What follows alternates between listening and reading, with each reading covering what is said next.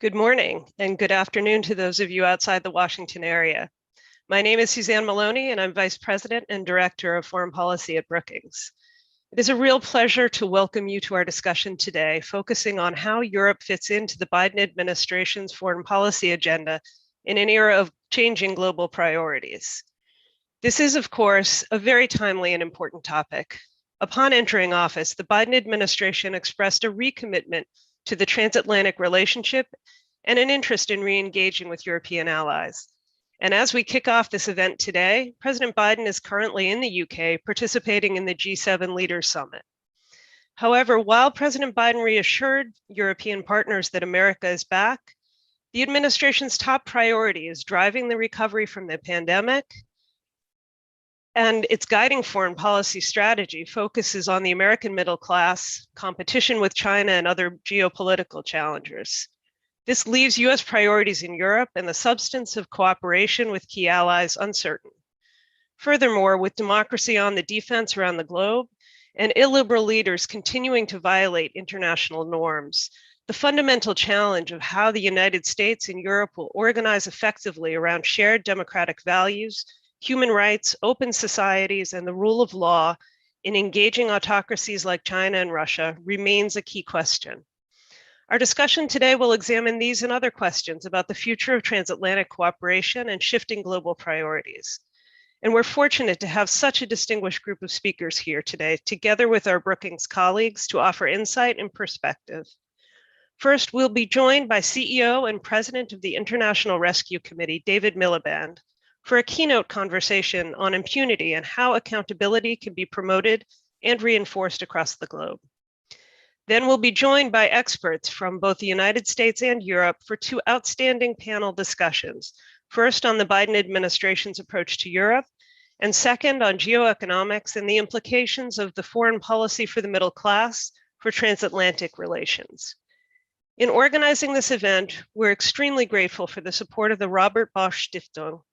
This event is part of the Brookings-Bosch Transatlantic Initiative, or BBTI, which aims to expand networks and further transatlantic cooperation to address global challenges. As always, Brookings' policy of scholarly independence remains sacrosanct, and the views expressed by all the experts today are solely their own. We're grateful for the support of the Bosch Stiftung in this effort and for the respect they've always shown in regards to our research independence. Today's event, as always, reflects the views of the speakers themselves. Briefly, a final reminder that we're on the record today and we're streaming live, so please send your questions via email to events@brookings.edu or on Twitter using the hashtag BBTI. Before I turn it over to my Brookings colleague and Director of the Center on the US and Europe, Thomas Wright, to moderate our keynote conversation, I'd like to hand the virtual mic to Henry Althacker, Senior Vice President of the Robert Bosch Stiftung. Henry, thank you and your colleagues at Bosch for your ongoing collaboration. The floor is now yours. Thank you, Susan, very much for the kind words and the handing over the microphone over the Atlantic, unfortunately, once again. Distinguished panelists, ladies and gentlemen, also warm welcome from me on behalf of the Robert Bosch Stiftung from Berlin. Thank you again to the colleagues of Brookings for hosting us today, at least virtually. Ideally, we would all sit together in Washington, but I hope it's going to be possible again soon. I mean, we see light at the end of the tunnel with vaccination starting to pick up on both sides of the Atlantic. So things are probably going to be better soon. But unfortunately, not everywhere in the world. You know, there are still many parts of the world where the vaccination efforts are unfortunately not going to progress as swiftly as they did in Europe and North America. And I hope that our governments are assuming their responsibility to also help those less fortunate parts of the world in providing the necessary vaccination and information to produce vaccination. And then I'm looking forward to meeting again next time, all jet-lagged in Washington, D.C., with a coffee in our hand and a cookie in the other, and chatting on the sides and making spontaneous appointments. However, meeting digitally has its advantages.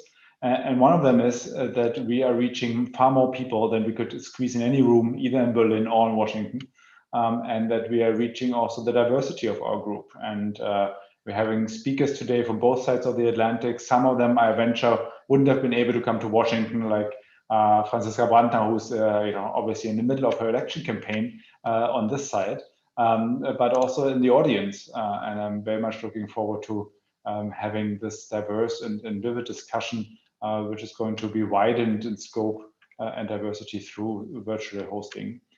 And the discussion today, Susan already said what the topic is. I think it's very timely, because it's important that we look about what will happen after the pandemic. And this Build Back Better slogan is very catchy, but I think it's not always clearly defined what we mean by it. And as Susan already said, President Biden is in Europe right now on his tour to meet all key leaders. And I think they're going to discuss how the recovery and the rebuilding of transatlantic relations, but also the post-pandemic world is going to materialize. And you had elections in the US just recently. I already mentioned German elections at the end of the year, French elections next year. So three major actors on the transatlantic stage are changing or have changed the leadership, and that's going to impact the policies, obviously. The issues we're discussing today are going to be addressed by keynote speakers and in panel discussions, and I'm very much looking forward to those rich and hopefully controversial discussions. You know, as Germans, we always believe in controversy, so don't hold back. Brookings Bosch Transatlantic Initiative, BBTI, was created in order to have an open dialogue and a constructive and controversial dialogue, because it is meant to strengthen the resilient transatlantic networks and reinvigorate dialogue and collaboration on issues that concern the transatlantic family. And as such, we are proud to have partnered with Brookings on this and have been able to use the intellectual resource of that fantastic organization on the other side of the Atlantic, and are deeply grateful for this partnership. And I'm very happy that Right Honorable David Miliband is here today and kick us off in our train of thought, moderated by my colleague, I'm saying my colleague, by my colleague from Brookings, Tom Wright, and I hand it over to you. Thank you very much.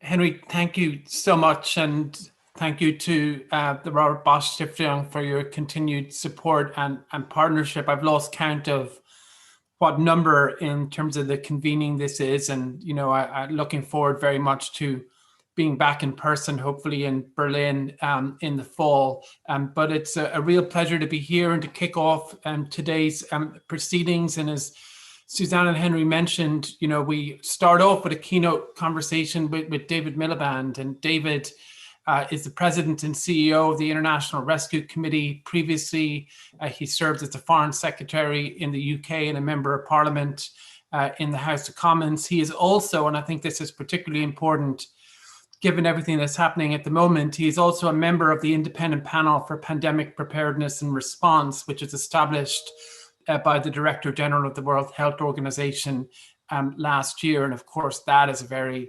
prominent topic on the G7 agenda. But we're gathered, I think, at an exciting moment. Today, just in the news, that Chancellor Merkel has announced her visit to the United States in mid-July. We, of course, have President Biden's trip to Europe, the G7 summit, the EU-US summit, and the Putin summit later next week. So there's lots to go through. You can submit your questions by either emailing events@brookings.edu or by posting them on Twitter using the hashtag BBTI. But let's jump right into it. And David, one of the things, there's so much to talk about, but one of the things I think would be great to start on is you have been championing this idea over the last few years about an age of impunity, that what we're seeing in the world is that actors are basically behaving in nefarious ways without fear of consequence, whether it's the murder of Jamal Khashoggi or human rights abuses in different parts of the world. And recently you had an article which I thought was incredibly important in foreign affairs, in which you argued that accountability protection or accountability promotion ought to sort of take the place of democracy promotion in terms of how we think about sort of values and foreign policy. So I was wondering if you could just maybe start off by elaborating on that and explaining like how you came to that conclusion and why you think accountability promotion it should take precedence over democracy promotion. And thank you for joining. Thanks, Tom. Very nice to be with you all. Look forward to the questions and comments. Look, I think the simplest way of explaining this is that there are 4 claims I'm making, and maybe we can interrogate them. I won't take up the whole 49 minutes in setting out my 4 claims to avoid questioning. I'd love to have discussion and debate about it. But here are the 4 claims, and maybe someone from Brookings or the Bosch Stiftung could put the article in the chat, and then people can see it. Here are the 4 claims. I mean, claim number 1 is born of the work that the International Rescue Committee does in war zones around the world. And the claim is simple. It's that we've got a growing age of impunity. What do I mean by that? It's an age when the laws as well as the norms that were established after 1945 are increasingly being flouted. Just to be clear, I'm never claiming that there was a golden age for civilians and aid workers in war zones. One knows that during the Cold War. But there are record numbers of civilians being killed in conflicts around the world, record numbers of aid workers being killed, record numbers of people fleeing from the consequences, the virulence of violence, record numbers of civilians fleeing. And I think this merits the idea of an age of impunity, the growing age of impunity, because the rights of civilians and aid workers actually in war zones could not be clearer. I mean, in the UN Charter and in associated conventions, the world went out of its way to establish very, very clearly the rights of civilians in war. And what we're seeing in this post-Cold War moment of the 2010s and now the 2020s is that those rights are increasingly being flouted. These aren't just tragedies, these are crimes. And they deserve the term impunity because they're crimes without punishment or accountability. So that's claim 1. Claim 2 is that this growing age of impunity reflects an imbalance of power, that those in power and those combatants trying to seek or hold on to power feel that there is no appropriate countervailing power against the breaking of international law. And I use the phrase countervailing power with purpose. In 1952, John Kenneth Galbraith wrote the book American Capitalism, The Case for Countervailing Power, and his argument was simple. The behemoths of American corporate capital have become so big that no one can take them on, and it's the central job of government, he said, to take them on. And I think we have to take that notion of countervailing power and bring it into the foreign affairs domain, which, to state the obvious, the abuses of international law are not confined to killing civilians in war zones. There are also countries marching into neighboring countries. They are claims on other people's territory. They are the downing or the bringing down of airliners in international airspace or in domestic airspace to then take opposition figures off the plane.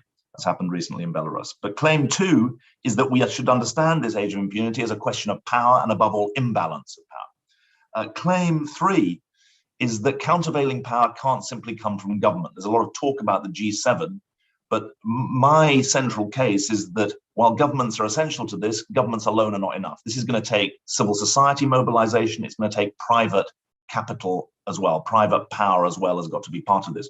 A couple of examples. In the Syrian war, which is really what brought me to this, because we have had aid workers killed driving ambulances in northwest Syria by missiles from Russian and Assad forces. In the Syrian theater, it's very striking to me that it's civil society that has established the transparency about war crimes. And then it's been the German government that's prosecuted Syrian generals under the principles of universal jurisdiction. I think that's an interesting example. In the private space, you'll all remember, you mentioned, I think, Jamal Khashoggi in your introduction. There was a boycott of the Davos in the desert for 1 year in 2018, but everyone who boycotted it then went the next year. I mean, that doesn't achieve anything. So I do think it takes systematic lining up of government, civil society, and the private sector to make this work. Finally, to get to where you started and lead into the question. To state the obvious, I'm a massive supporter of democracy. I'm a massive defender of democracy. I think it's the ultimate form of accountability. But I think that President Biden, if you read what, and you've been writing about this, if you read what he's saying, he's got it right. The central challenge and the central responsibility for promoting democracy is those who are running democracies to make them work better. Yes, there is a foreign policy element to it in that democracies defending themselves against foreign cyber attack, etc., is important. The T12 argument that Richard Fontaine and Jared Cohen made in Foreign Affairs, I think, is a good argument. But essentially, the Biden case to me seems to be those of us who are lucky enough to live in democracies have to defend them better. But we also have to, and Yasha Munk has written about this, but we also have to deliver for our citizens. My point is that the international counterpart of a democracy defense campaign at home isn't a democracy promotion campaign abroad. It's an accountability promotion campaign abroad, because that's what the international system has committed to. We don't need new laws. We don't need new principles. We need to find ways of living up to those that all countries, communist and capitalist, autocratic and democratic, have formally signed up to. And I think that's a way of getting into the issues of the abuse of power without getting sidetracked into either what I call the grandiloquence of the democracy promotion agenda that President Bush started in 2001, especially after 2005, grandiloquent but ultimately unsuccessful, or that what I see as the overly technocratic approach of the Obama administration, which had this atrocities prevention board as a committee in Washington, but that didn't help us in South Sudan or in Syria or elsewhere. So that's why I think that the washing line of this should be on the international front, should be about the promotion of accountability, holding power to account, and by doing so proactively, ensuring or trying to ensure that we reverse the current trend that we're seeing. So sorry for going on for slightly too long, but I think it's helpful just to set out the claims I'm making. No, that's terrific, and I think really sets the stage for the conversation. I guess one sort of observation is that, in a way, accountability promotion is sort of maybe less, not less ambitious, but is a sort of a narrower definition of values. But in another way, it could be seen as a bit escalatory, right? Because we be going after those leaders that are actually committing sort of these crimes and holding them to account in some way, if not prosecuting them, at least imposing some costs. So on Belarus for the plane, or on Mohammed bin Salman over Khashoggi, or the many different examples that exist. So I'm wondering if you could just give me some examples, or maybe unpack your thinking on what this would mean in practice, because it would mean sort of generating and accepting greater friction, particularly with authoritarian leaders, not only them, of course, but with them for sure. So how does that play out, and what should we be prepared to do to actually, resolutions, as you say, aren't enough, committees aren't enough, so we need to impose costs. So what does that mean, given all of the examples that we've seen over the last 6 or 7 years? Great, so that's obviously a key question. First part, and I hope this doesn't sound glib, we've got to get our own house in order. You can't defend accountability, the principle of accountability for others, if you're not willing to accept it for yourself. Yeah. And the Trump years obviously gave enormous encouragement to autocrats around the world who thought that the law was for suckers, because the president behaved as if the law was for suckers. The law was for little people. And so that responsibility for living by the words and deeds that we sign up to is important. We're not going to spend the whole thing about Brexit, but the British government minister later in a little bit. Yeah, the British government minister who said last week, last year, we're just going to have I can't remember the exact phrase, but a small and unimportant breach of international law. That's not the way it works. If you're not willing to live by your international commitments at home, you're not going to be able to defend them abroad. And I think that is important for the US, which obviously is not a signatory to the International Criminal Court, etc. But it also has some implications for, if you like, the softer end of this agenda. So, for example, the US has military-to-military training and other contacts with I think 112 countries. I cite it in the article, a very large number of countries. Building into those relationships adherence to international law should be an important part of them. And actually, I think the new leadership of the Department of Defense wants to do that. In the way, so there's a range of ways in which those who are committed to upholding international law and international accountability need to be. Now, then, secondly, you're into a harder end of the market as it applies to those who are perpetrators and don't want to be held to account. But again, I think there's a range here. The starting point has to be investigations of abuses.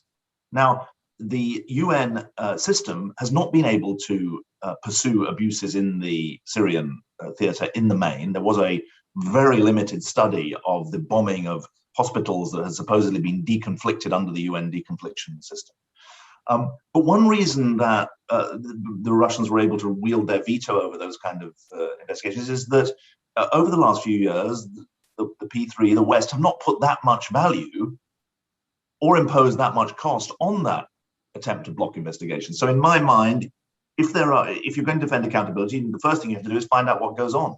That applies not just there, but you could say the same for Yemen. In a way, there was an unhealthy trade-off over the last few years, where the Russians blocked investigations on Syria, and the Americans weren't very keen on investigations into Yemen.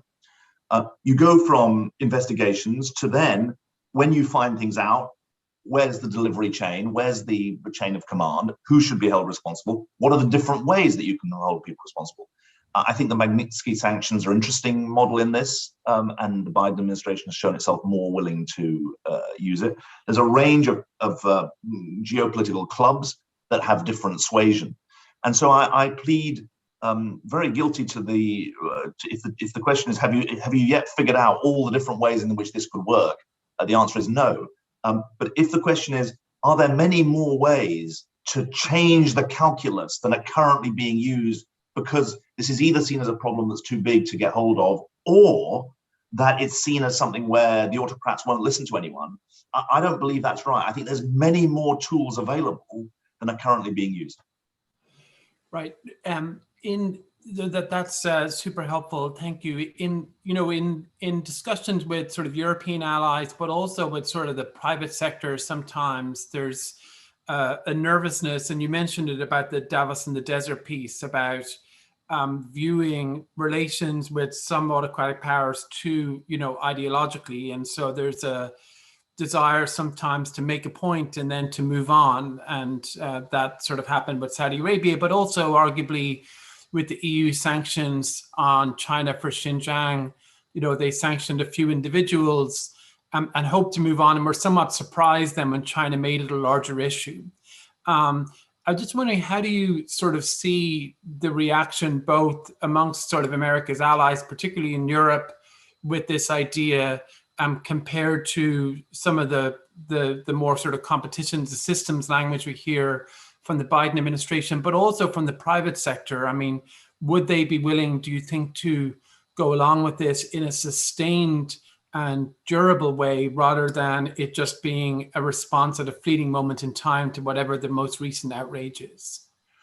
Well, I think the truthful answer to that is that before the pandemic, when I started pushing this, I mean, I've been drawn to this really by what I'm seeing from my own organization. We work in 200 field sites around the world. We work in war zones for IDPs, internally displaced people in refugee hosting states. And really, it was the appalling abuse and killing of my own staff that drew me to this agenda. Now, in 2019, that bygone age before the pandemic, I got quite excited because President Macron started running with this agenda pretty seriously. He made an important speech to the French diplomatic corps in August 2019. He then came to the UNGA, and he made the age of impunity a bit of a coalescing idea for the way he saw the world. The pandemic has interfered with everything. It's also provided a lot of, it's drained the bandwidth for taking on these kind of issues. So I would say that I partly wrote my piece in Foreign Affairs that you mentioned in order to raise the flag again that the issues that existed before the pandemic haven't gone away. In fact, they've in many ways become worse.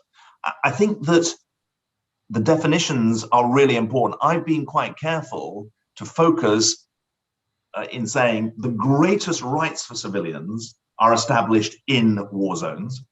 And that is the tip of the iceberg when it comes to understanding the age of impunity. And what I say in the foreign affairs piece is, if the world can't defend the copper-bottomed rights that are given to civilians in war zones, and by the way, we've just had this example in the Israel-Gaza conflict, Israel-Hamas conflict, where both sides killed civilians, albeit in different numbers. If we can't defend the rights of civilians in conflict, then the range of other protections that you and I might agree are desirable, whether it be in Xinjiang or whether it be in Belarus or whether it be in Moscow, we've got very little chance. Or, by the way, at the southern border of the US, where asylum seekers should have rights in theory, but not yet in practice. If we can't address the rights of conflict, of civilians in conflict, what hope do we have, I say, of arenas of debate where the rights are less clear-cut and where there is less clear international humanitarian law? And so on the Xinjiang issue, or on the protesters on the streets of Myanmar, you could say, there's a lot more legal argument. There's no legal argument about the rights of civilians in conflict. And so my point is, let's be quite focused in making that the casus belli. Great, thanks, David. Let's broaden out the scope a little bit, and we can come back to this a little bit later. But just in terms of how do you see what's happening in the world, today more broadly?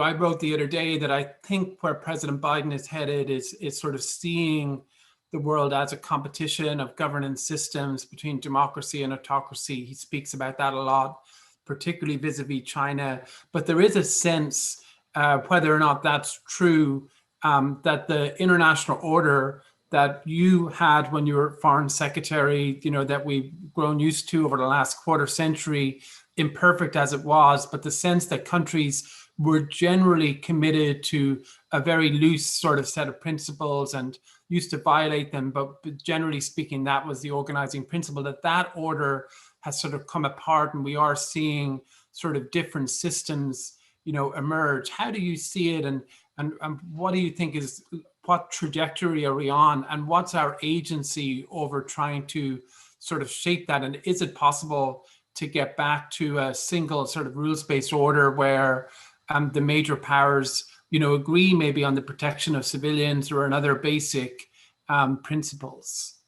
Well, look, I'm a great fan of yours, but I don't quite agree with that narrative that you've given about. It didn't seem that ordered to me 12 or 13 years ago when I was in government. I mean, I remember that Madeleine Albright has this very, I think, telling phrase or telling image, metaphor, which is that she says the Cold War, international relations was like two tankers in the Suez Canal, facing in opposite directions and pushing against each other. The post-Cold War period after 1989-90 was like being the captain of a ship in the English Channel, where you could generally see land 26 miles from Britain to France, but you had quite a lot of maneuver within that. And then she said, but in the 2010s, I think she must have made this remark in 2010, it's like being the captain, being in charge of foreign policy is like being a captain on the ship in the open sea without a compass. So it didn't feel like that ordered a world. And so I don't think it's a question of moving from order to disorder, not least because the Cold War period, people misunderstand the idea of the liberal international order or the rules-based international order. It conveys the idea that not only were the rules established, but they were always followed. And as you said in your question, they were. Here's how I see it now, though. There is undoubtedly a competition going on. And it's not enough just to say that China is developing its own system and that's its own business, and it's only interested about the applicability of the system within its own boundaries. I think that is their starting point, but because of the nature of the modern world, it's a bigger challenge that's going on. And because of the shape and the size of the Chinese experiment, and in some ways the quote unquote successes of it, it's a bigger challenge than that. So I think there is a there is undoubtedly an element of the future that is about system competition. But I also very strongly believe that there's a second element to understanding the modern world. And it comes from a glib phrase that people use a lot, which is growing interdependence. We're not having growing competition after 1648, we had that. We're not just having growing competition after 1945, we had that. We're having growing system competition at a time of unbelievably dense, thick, fast interdependence between people, nations, companies, you name it, ideas. And so I think there's a second axis here, which is an axis of cooperation versus unilateralism. And I don't think it's soft-headed to say that in the defense and renewal of democratic systems, we've got our work cut out. We, I say, as those of us who are from the liberal democratic world. But we've got to, at the same time, recognize a responsibility to fashion cooperation with those in different systems who, I would argue, and I'm not, and other people may not agree with me about this, have a strategic interest in that cooperation. And I still put in that camp the Chinese leadership when it comes to issues, for example, of climate, or for example, of global health, or for example, issues of nuclear non-proliferation. And I think there are enough big issues where global cooperation should be, is not just necessary, but possible alongside system competition. And I would be seeking to expand that cooperation to include issues like the rights of civilians in war zones, which is a harder one because of the, you can get fuzzy, what's foreign policy, what's domestic policy. But I think that, I hope, and you're very well connected with the administration, I hope that the words that are being used are about system competition, but I don't see any ruling out of inter-system cooperation. And on those issues of, if you like, you could call it global public goods, which is the way we phrase the issue of the global health security, or we as the independent panel, or the climate crisis, which is a generational crisis that goes beyond the 100th anniversary of the foundation of the Chinese Communist Party, and the leaders of the Chinese Communist Party know that the climate crisis is a bigger crisis. On those global public goods, I think that we as the liberal democratic world have to hold out or fashion an agenda for inter-system cooperation. Yeah, I totally agree with that. But I think it's interesting was, you know, I sometimes look at the EU-China relationship as a sort of control case in a way, because, you know, the EU doesn't have this degree of geopolitical rivalry with China that the United States has. There isn't the same military component to it. And Europeans are quite open to cooperation with China on those issues. And what's interesting to me is that despite the very best efforts of many European leaders, that it's actually the Chinese leadership that, you know, has sometimes blown that up because they don't like criticism on human rights or the values piece being brought into it, or, you know, any of the other sort of measures that Europe has taken. And so I guess my question, not so much to you, but more one I'm sort of just personally grappling it with is, you know, is it possible to have a nicely sort of siloed policy where we cooperate on these issues where we agree,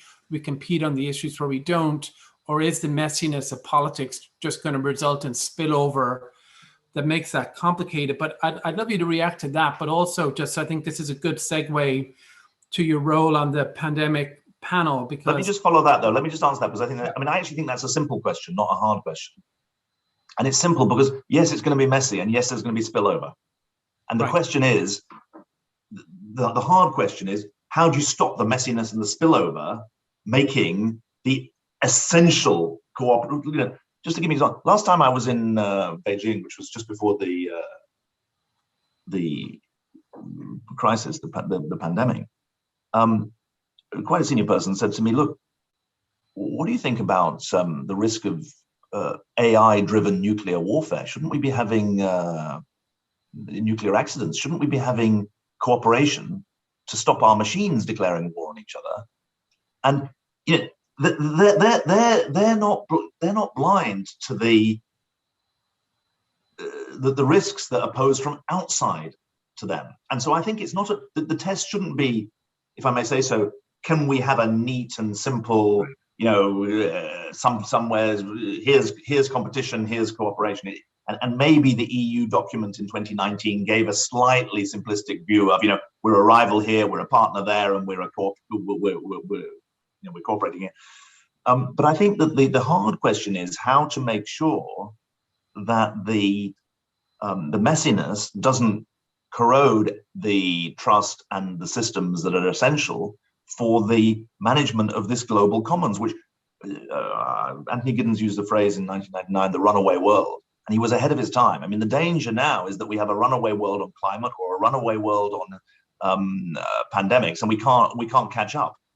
And so I think that I feel it very, very important to stand up for the idea that there's enough in common to make cooperation on those issues essential.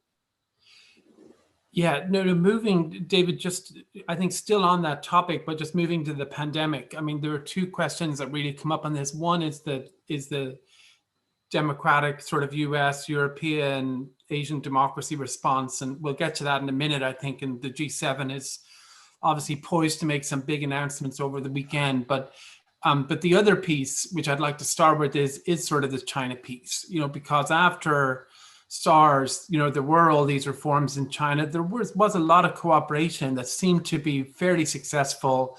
And then when the pandemic hit, it didn't really, you know, happen. You know, China sort of reverted to that 2003 approach. And, you know, the Director General of the WHO over the last few months has been pretty explicit about the limits of China's cooperation. You know, you've been on this panel for almost a year, I guess, since it was set up. What are your sort of reflections, not so much on, you know, why that happened, but more on where we go from here? I mean, is there a world in which, you know, we can expect Beijing to credibly commit to real reform of the WHO that would involve increased transparency? You know, is there a sense that they believe they made mistakes that need to be corrected in the same way that many people in our countries believe mistakes were made? Like, how do you see at a granular level the prospects for global public health cooperation between China and, you know, Europe and the United States going forward? Well, look, I sat on this independent panel on pandemic preparedness and response, IPPPR, from September till we published our final report last month. And obviously only an appetizer for the book that you're writing on this very important topic. And so we've published our final report. We're still holding some seminars and arguing for our case. A forensic examination of the origins of the crisis were not within our terms of reference. And so the whole lab leak question is still an open one, I think. But we weren't empowered to look into it. What we were given the task of figuring out is how do you stop the next pandemic? Because there'll always be outbreaks, and how do you stop a pandemic? And we concluded, I think, with some reasonably bold proposals, none of which were completely original, but which I think are important. And they go to the heart of some of the questions that you're raising. We said, one, pandemics are too important to be left to health ministers because they have global economic, political, social consequences. We need a global health threats council at head of government level that's able to work on this. Secondly, we did say that the WHO needs to have more powers. And we wrote a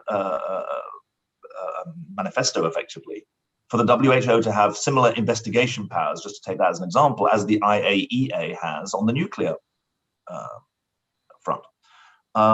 So there's repowering the WHO.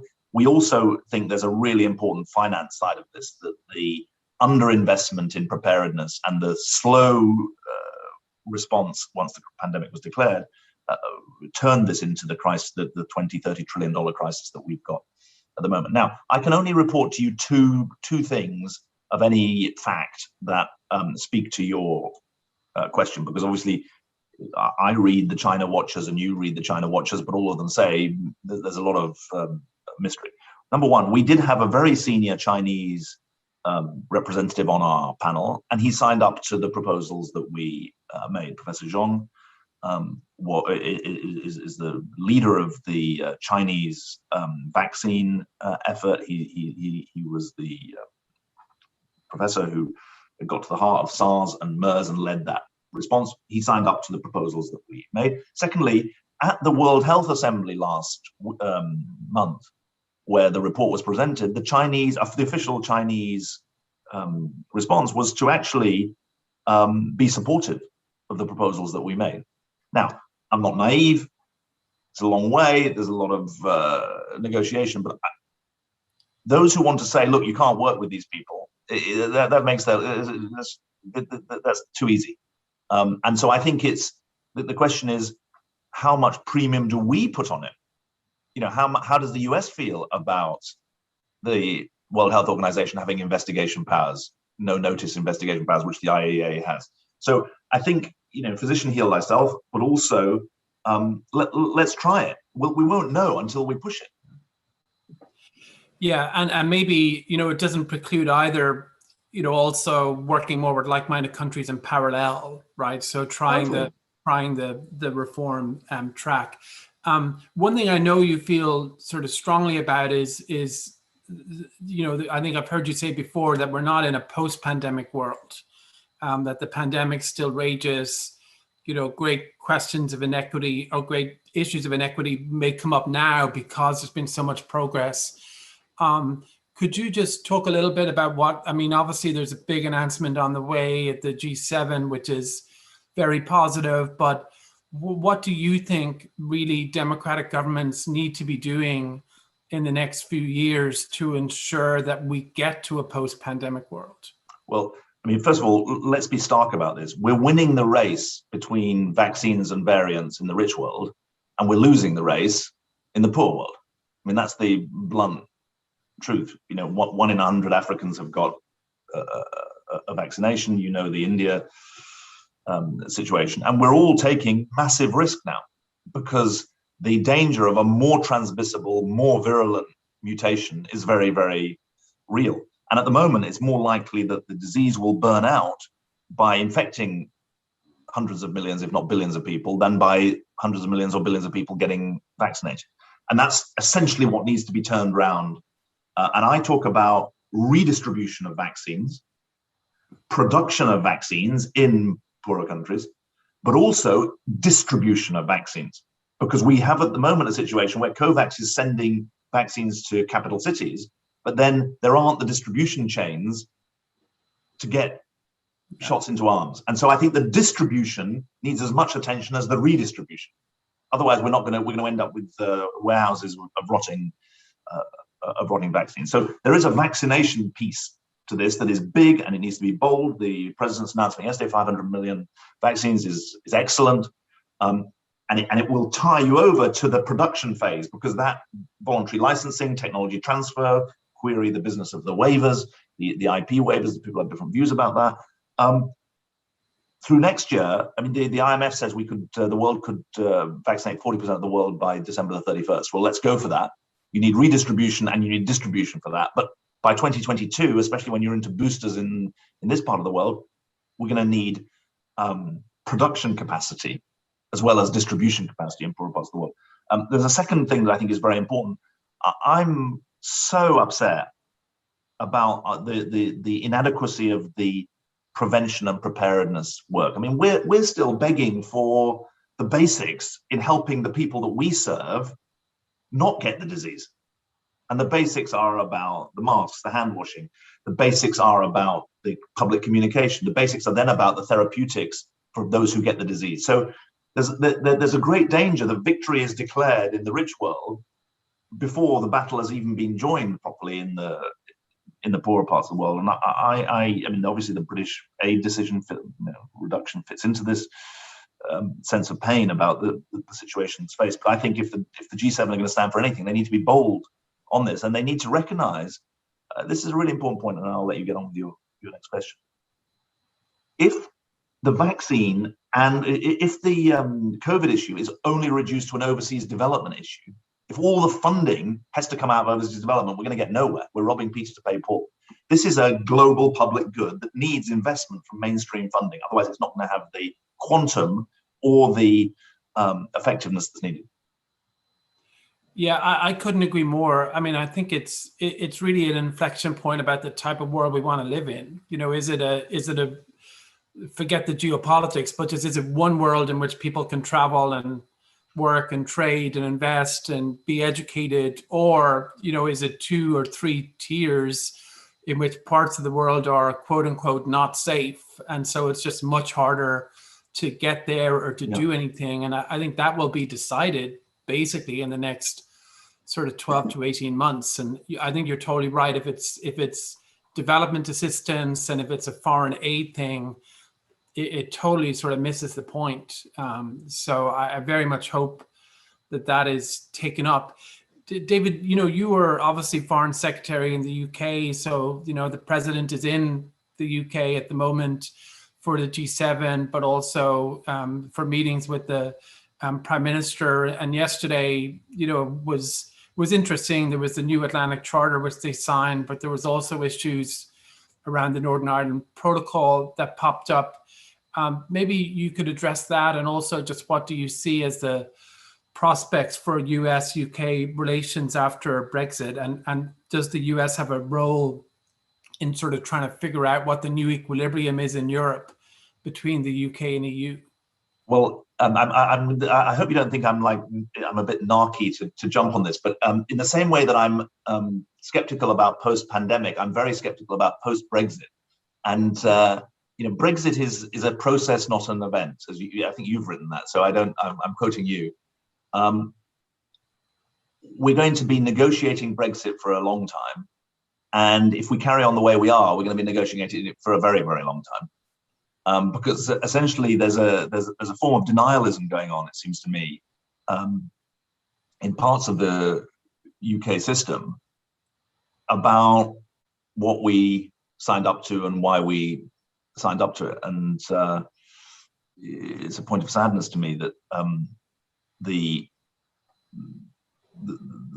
corner that we boxed ourselves into in December last year has really left the country in a kind of victim mentality for something that we've actually done, and that's not helpful at all. I do think that this Northern Ireland Protocol is very dangerous. I mean, it's very dangerous for the people of Northern Ireland, and it's very dangerous for EU-UK relations, and it's very dangerous for UK-US. You mean the controversy over it rather than the protocol itself? Yes, I'm sorry. Well, yeah, I mean, the operation, the way in which the protocol is now becoming a sledgehammer for each side is bad for the people in Northern Ireland. I don't want to forget that. But I think that the controversy and the lack of willingness to find a way to make it work for all its imperfections is potentially very explosive. I don't know whether Boris Johnson wants to implement the protocol that he negotiated and signed up to. I don't know if he thinks that he can, in fact, pass responsibility for avoiding a hard border in Northern Ireland to the EU. I don't know if, in fact, his game plan isn't to say to the EU, well, if you need to protect your single market, then you build your wall in on the island of Ireland, which of course they've said they won't do. And in the end, if you're not willing to have the whole of the UK in the aligned standards of the European single market when it comes to customs and various other things, you've either got to have a border in Ireland, which has been ruled out, or a border in the Irish Sea. And if you're saying no, no, no to all three of those, then you've got nothing to say. Now, I think that with the risk of boring everyone who's not a British or Irish senseless on this, just I do think, and I think you're hinting at this in your question, the Biden approach is changing the game here. The argument of the Eurosceptics was always, we can't align with European agri-food standards, because if we do, we'll never be able to negotiate a trade deal with the US. Leave to one side that I don't believe a British Parliament would ever pass a trade deal that had American-style food standards, but leave that to one side. The argument was always, we can't sign up to European rules because then we can't negotiate a deal with America. What it seems to me the Biden administration is saying is, unless you sign up to European standards, you've not got a cat in hell's chance of negotiating a trade agreement with us. And so that's, I think, quite big. And I think is important dose of realism. I mean, I think it's very important. I think it's very incredibly demeaning and damning and dispiriting that in the quote unquote Global Britain document that was published earlier this year, the pretense was that the European Union didn't exist as a foreign policy actor. And I think that the way Secretary Blinken and President Biden are conducting themselves is to say, hang on, from our point of view, the EU is it's a trade and regulatory superpower, and it's a foreign policy player. And I think that's the dose of realism that the UK needs. Unfortunately, there may well be a political temptation to spend the next few years until after the next election fighting that reality, because it's the victimhood can seem short-term electorally popular. So I'm sorry not to give you a more optimistic explanation, but I think that's the situation we're in. Yeah, no, I mean, I think there is no, given the situation we're in, I think there is no sort of silver bullet, so there's no obvious way. I guess the question I sort of mull over sometimes is, is the way in which the protocol is interpreted sometimes like the only way in which it can be interpreted. So the way in which it's interpreted by the Commission is there any wiggle room? I mean, I'm not sure there is. Look, I'm sure there is. But it's more just, and is that? No, I'm sure there's wiggle room. Yeah. But you've got to have, people will only wiggle if they trust you, and that's I'm sure there is. I don't like the attack on quote unquote legal purism, because the whole point of the law is it's meant to be pure, but lawyers have to be sticklers for details. But there are ways around this, and I'm afraid that the government in London has chosen this ground for a fight, and they've chosen the sausages deliberately to make it look like a ridiculous piece of European arcana, and I think that's very unfortunate. And I think you put your finger on it exactly. It's a credibility issue too, and I think particularly with in Washington, that if people in Congress or in the administration think that the Johnson government is just trying to get out of the protocol at the first opportunity, then they'll be very resistant. If they believe they're credibly committed to it, but there are legitimate questions about implementation, that's sort of different. And we've moved so quickly from opposing it tooth and nail to trying to get out that I think it's hard to reach any conclusion except that that some people, maybe not all people there in the government, want a crisis of sorts. David, we have a couple of audience questions that I wanted to put to you. One on the accountability agenda. Pascal Siegel, who's managing director of a global geopolitical intelligence firm in Ankara, says, restoring accountability is an admirable idea, but practically speaking, we, the United States and Europe, have never been able to apply this universally, meaning we often let our friends off the hook. How do you sort of suggest we go about addressing that? Don't let your friends off the hook. I mean, it's a very good point, and that's why I keep saying to people, I'm not pretending there was ever a golden age. But to be fair, there are good examples of the US military, to take that as an example, being very clear about its own responsibilities. And I think that I don't pretend that it's easy at all. But if we don't practice what we preach, then the hypocrisy is going to be exposed by the Russians, the Chinese, every day of the week, and we're going to get absolutely nowhere. And thank you. Another question from David Bain is, any comments on whether populism and nationalism in Europe threaten transatlantic cooperation. If I could expand that out a bit, just to get your thoughts on general developments in the EU. I mean, we have, a new prime minister in Italy, who I think is off to a very strong start, but there's elections in Germany, obviously, and the end of an era approaching there. But I think particularly interesting, or even a little bit worrisome, is of course the political situation in France, which is quite in flux, and we see that in the polls, and they have an election next year. Sort of, how do you see how do you see the politics of the EU? Not just in that, but obviously with Britain leaving, it changes the dynamic, as well. There's a big debate on autonomy. There's all of these things going on. What do you think is sort of happening in the EU, and what should we be looking for in terms of its international role? Well, yeah, I mean, I think that a couple of things. One, I think it's really important not to underestimate the significance of the low carbon agenda that Frans Timmermans is driving on. It's not been in the news very much, but given that the EU is above all a trade and regulatory superpower, I think that's really important, and it's got money behind it, and it's significant. Secondly, the pandemic has actually strengthened incumbents, and despite the misdeeds or mistakes of the EU vaccination campaign, or the tardiness of it, my sense is, this is hope, but also sense, is that the EU isn't so far behind the US or the UK that it's going to become absolutely damning and bring the whole thing down. So I think that the fact that in terms of pandemic politics, the long-term bonds, the big economic stimulus and push, and then hopefully the vaccination campaign not being too much of a disaster, I think that's important. Thirdly, I worry a lot about the East-West split in Europe. I worry, and that's where I think the populism isn't quite the right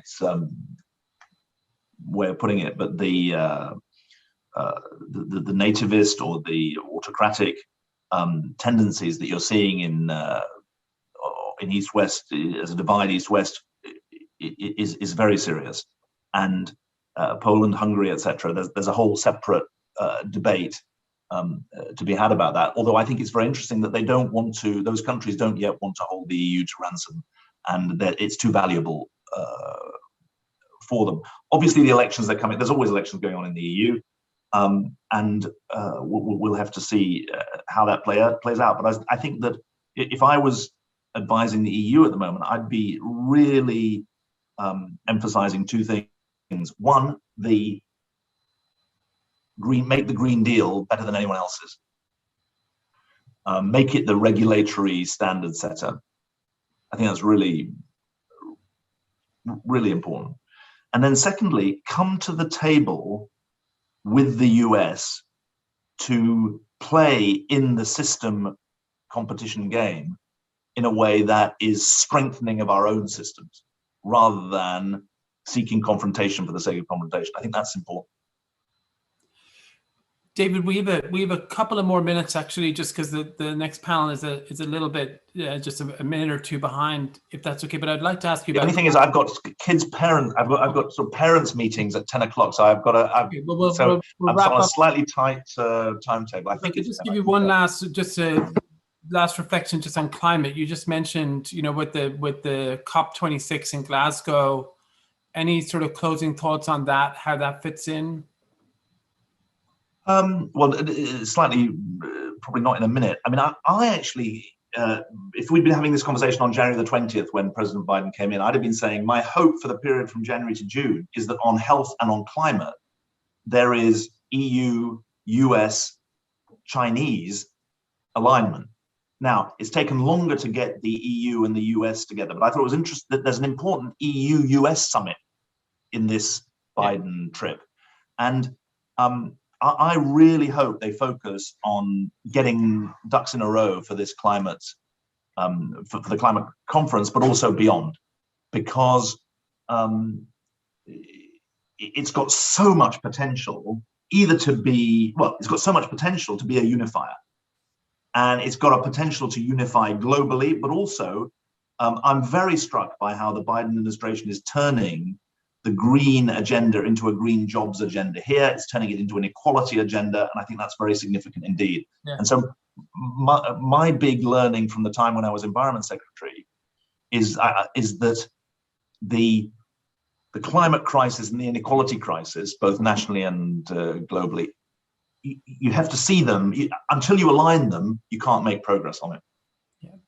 David, thank you so much. This was really terrific. And the article I recommend to everyone, we'll send it out to our list, but it's in Foreign Affairs on the age of impunity and accountability promotion.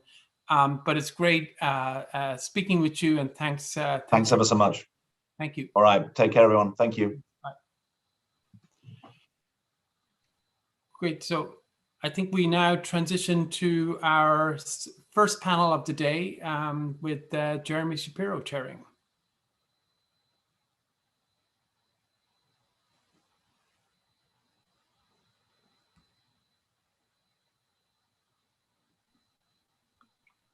Sorry, are we ready to go, Tom? I didn't quite hear you.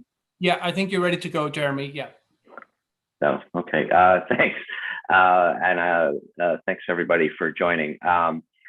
So what we are trying to do with this panel, which is always a difficult thing in the middle of the sort of vast pageantry of the summitry that's going on in Europe right now, is to sort of contextualize it a little bit and to look beyond the sort of the moment and look beyond all of the pageantry and think about where transatlantic relations are and what this trip tells us in the broader context about the Biden administration's policy toward Europe. And I think what we're really looking to understand is how does the Biden administration see Europe and transatlantic relations as part of its overall foreign policy and political strategy, and what do we learn about that from this trip, but also from the policies that they've adopted so far early in their term. And secondly, what do they want to accomplish? What do they want to accomplish on this trip? And what do they want to accomplish in the broader context of transatlantic relations? And then I think finally, as the panel's headline implies, we want to know whether we think that I want to know the panelists' view on whether this is appropriately ambitious. If it's not ambitious enough, if they don't see Europe as if they're underestimating what Europe can possibly do and can possibly contribute to American goals, and or maybe it's too ambitious and they're exaggerating what Europe can accomplish. So I think we have an amazing international panel for that, for those goals. First, we have Jim Goldgeier, who is visiting senior fellow at Brookings and a very, very long-term observer of transatlantic relations and particularly of Russia. I was just reading a entry that he wrote for H. Diplo on his career as and what started him up. And you can see, I would recommend that to everybody because you can see what a long and interesting journey he's had in transatlantic relations and how he got into it and how close it is to him. So he's going to start us off. After that, we'll have Franziska Brandner, who hasn't quite joined us yet, I think, but will hopefully be there before Jim is finished. And she is a Green Party member of the German Bundestag, and also a member of the Committee on Foreign Affairs for the European Union. And of course, most importantly, since I'm the research director at the European Council on Foreign Relations, she's a board member of the European Council on Foreign Relations. So that's uppermost in her mind and when she writes her biography.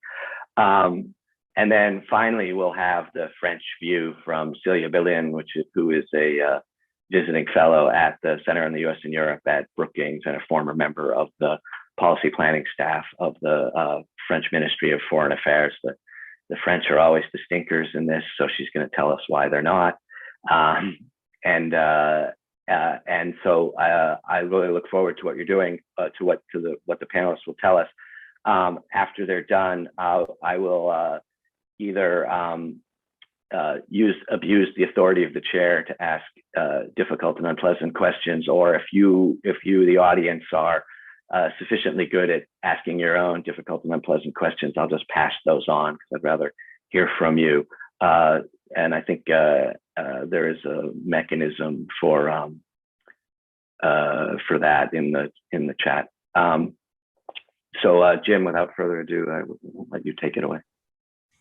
Great, thanks so much, Jeremy, and thanks for doing this. And I'm just delighted to be part of it, delighted to be part of the BBTI program here, and grateful to Bosch for enabling me to be at Brookings.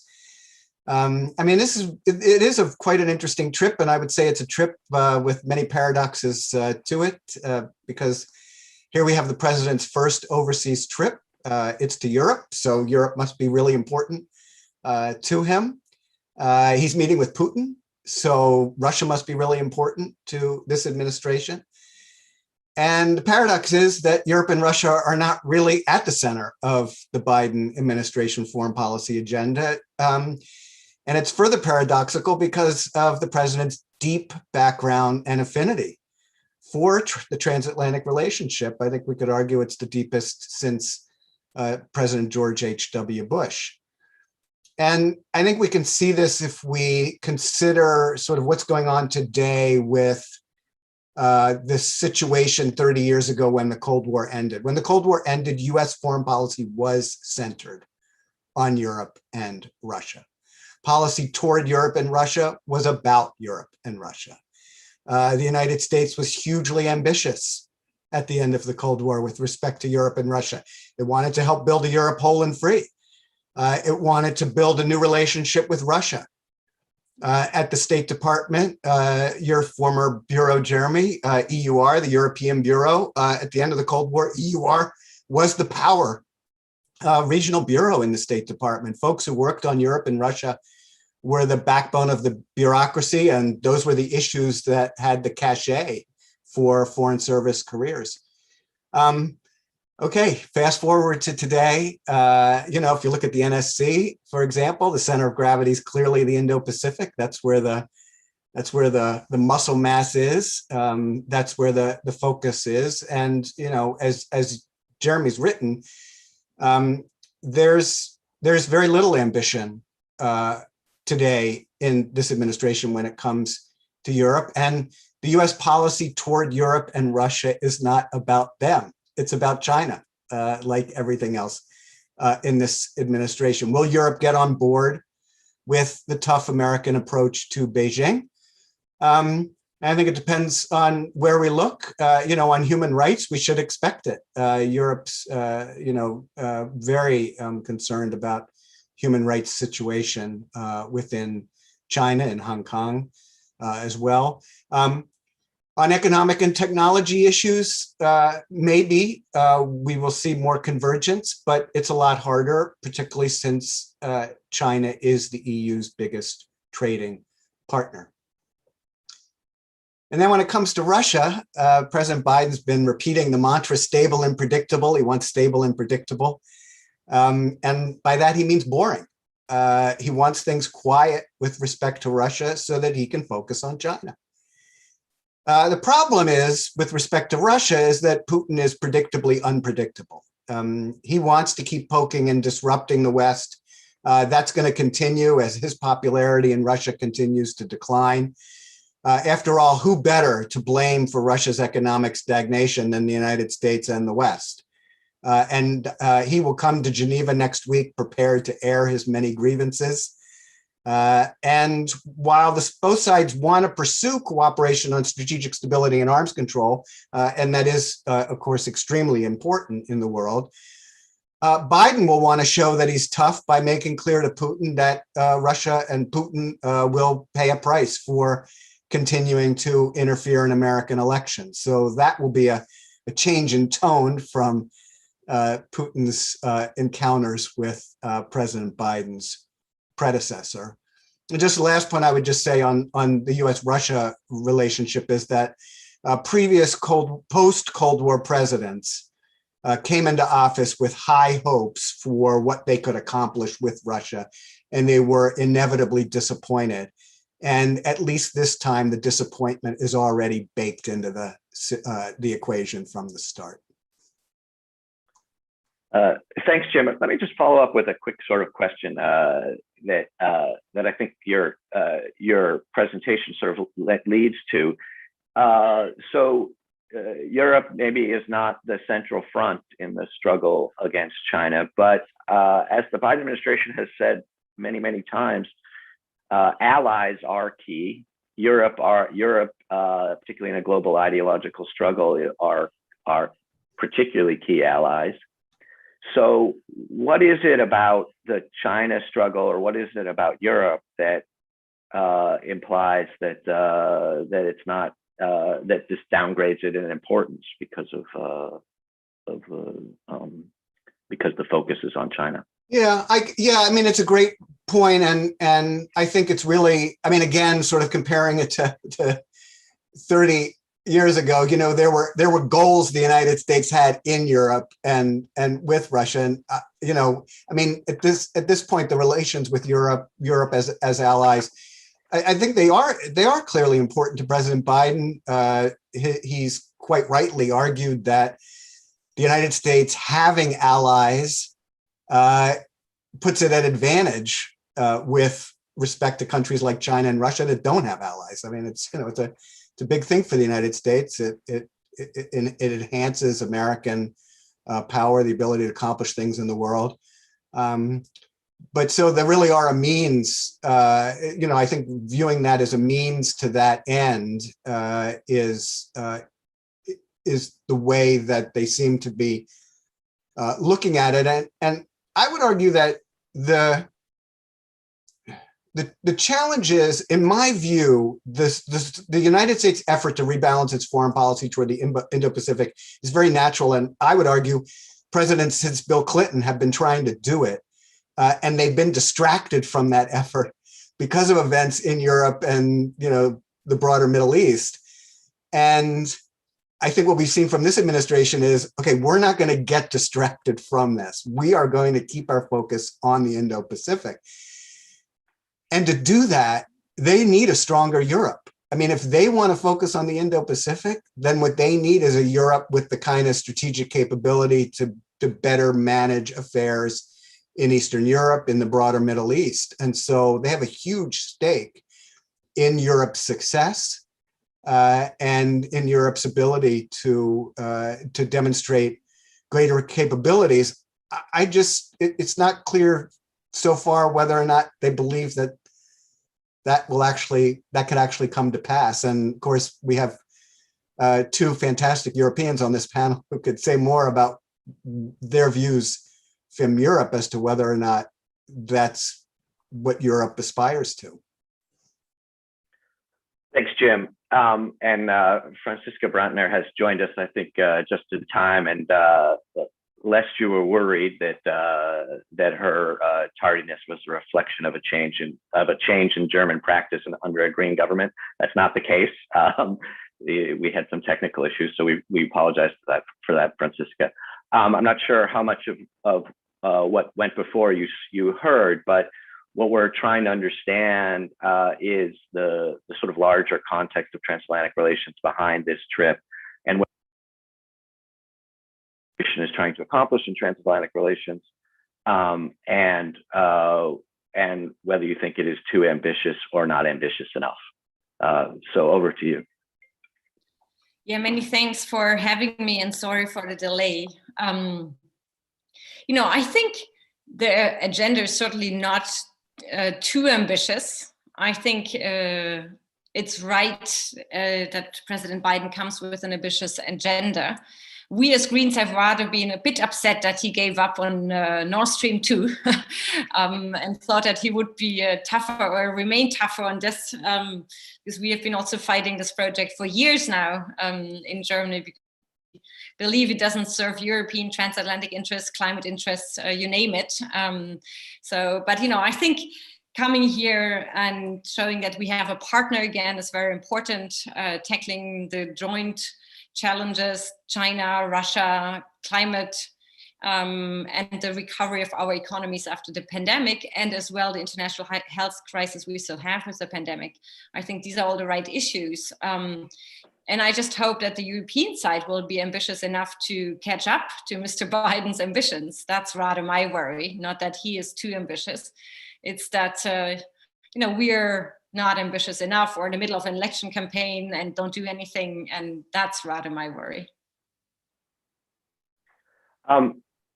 Maybe a little bit more specifically, Jim was emphasizing, I'm not sure if you heard it, that that the Biden administration is really focused on China, and that in some sense downgrades Europe in the administration's thinking, in part because they don't really think that Europe has a huge amount to contribute on its China issue, and also in part because they really want Europe to be able to sort of take care of itself and not have Europe distracted from the China issue. I'm wondering if you've seen that in American policy, whether you agree with that assessment, and whether you think that they are underestimating Europe, or what the sort of evolving position on America's China policy in Germany and Europe is.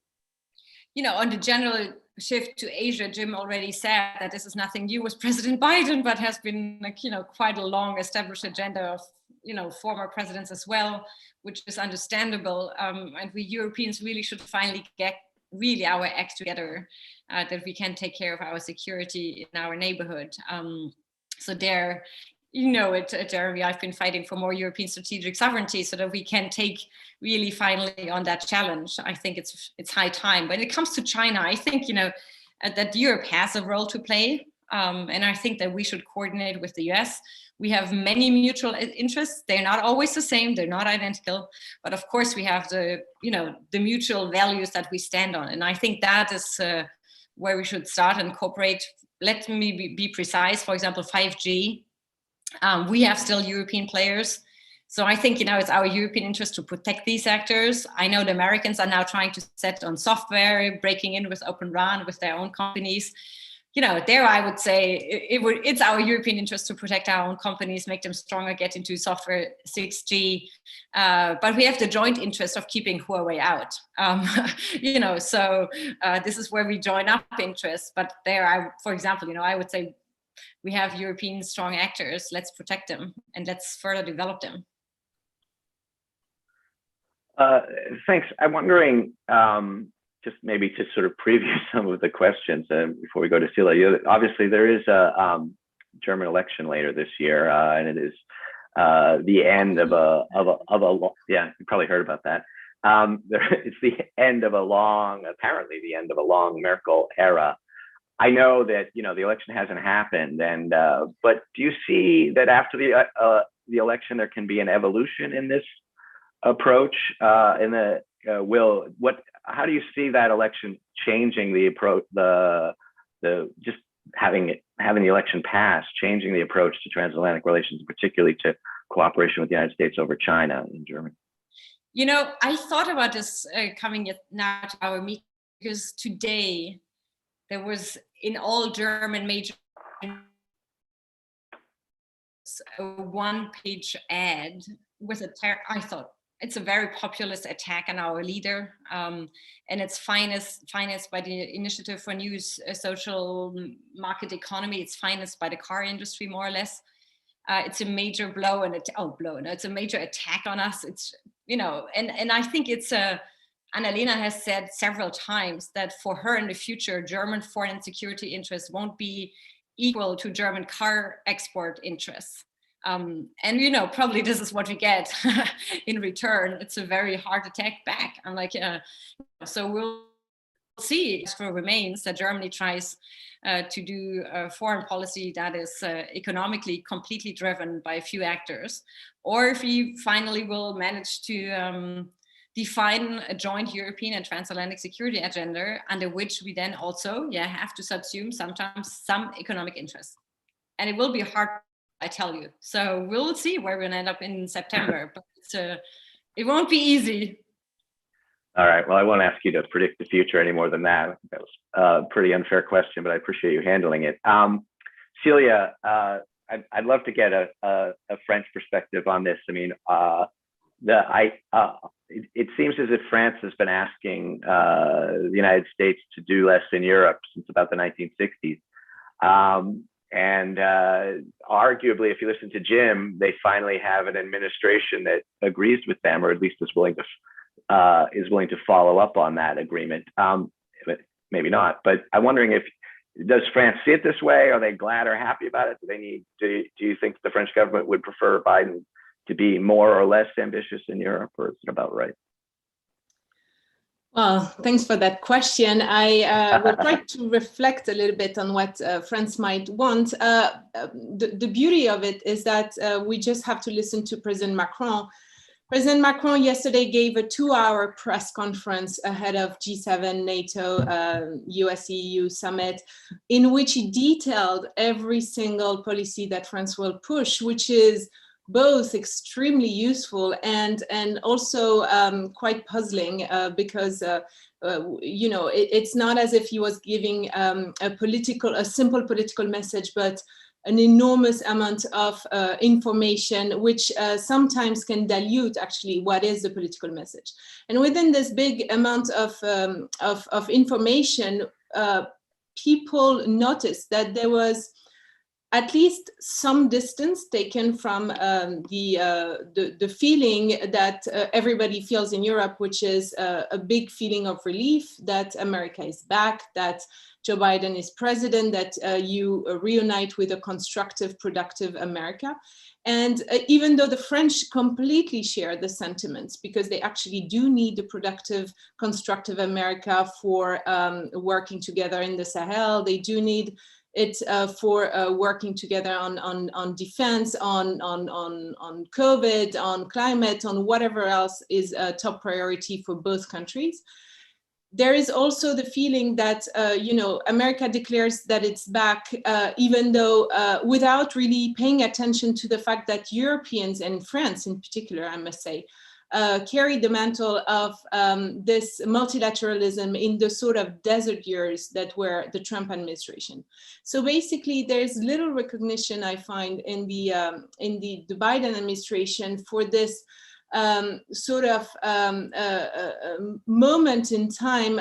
I mean, there's a recognition just in the fact that, okay, it could come back. We understand you're nervous because it could come back.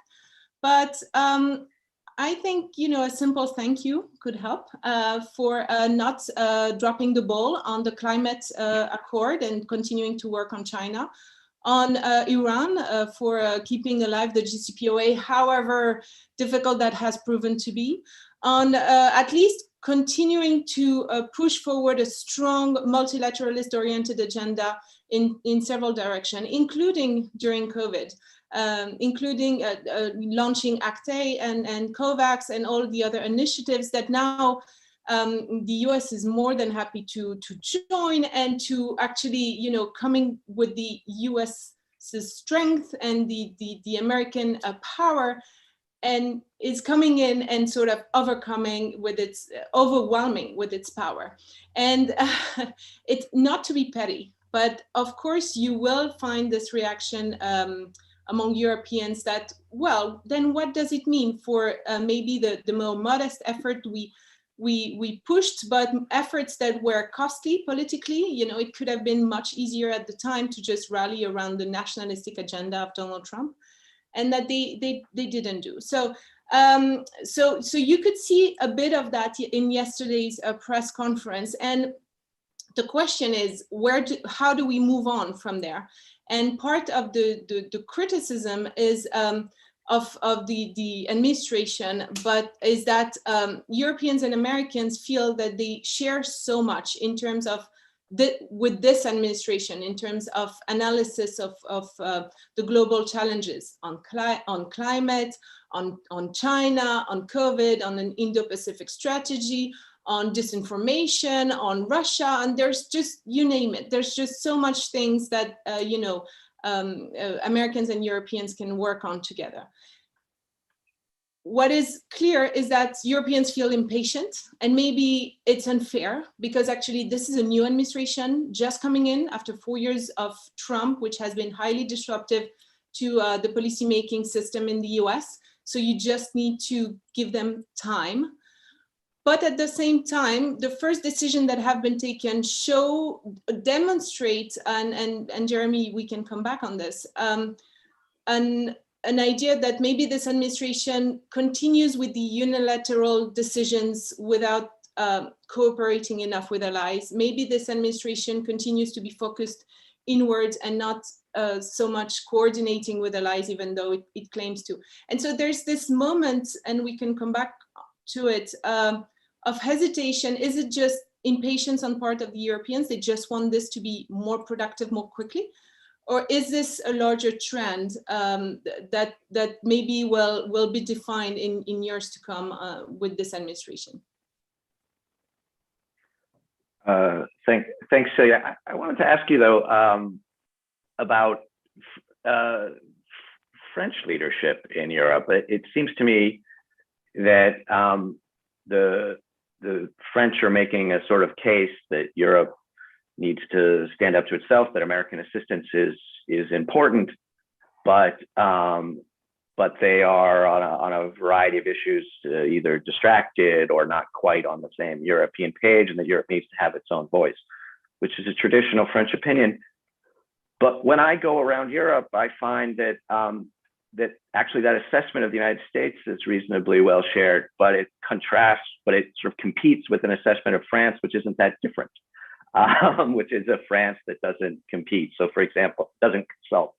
So for example, yesterday, I think the French made an announcement about withdrawal from the Sahel and implicated a lot of it demanded a lot of European assistance, especially German assistance, without ever having consulted their European partners on that. So why is that? And is it true? And why is that? And what is it? And what does it mean for France's and or ability to lead in Europe and to sort of make the case that they can have a different kind of foreign policy process if they can take leadership from the United States within the region? Well, I think it's probably a fair assessment that the one actor that is both active and taking on responsibility also feels that they have the right to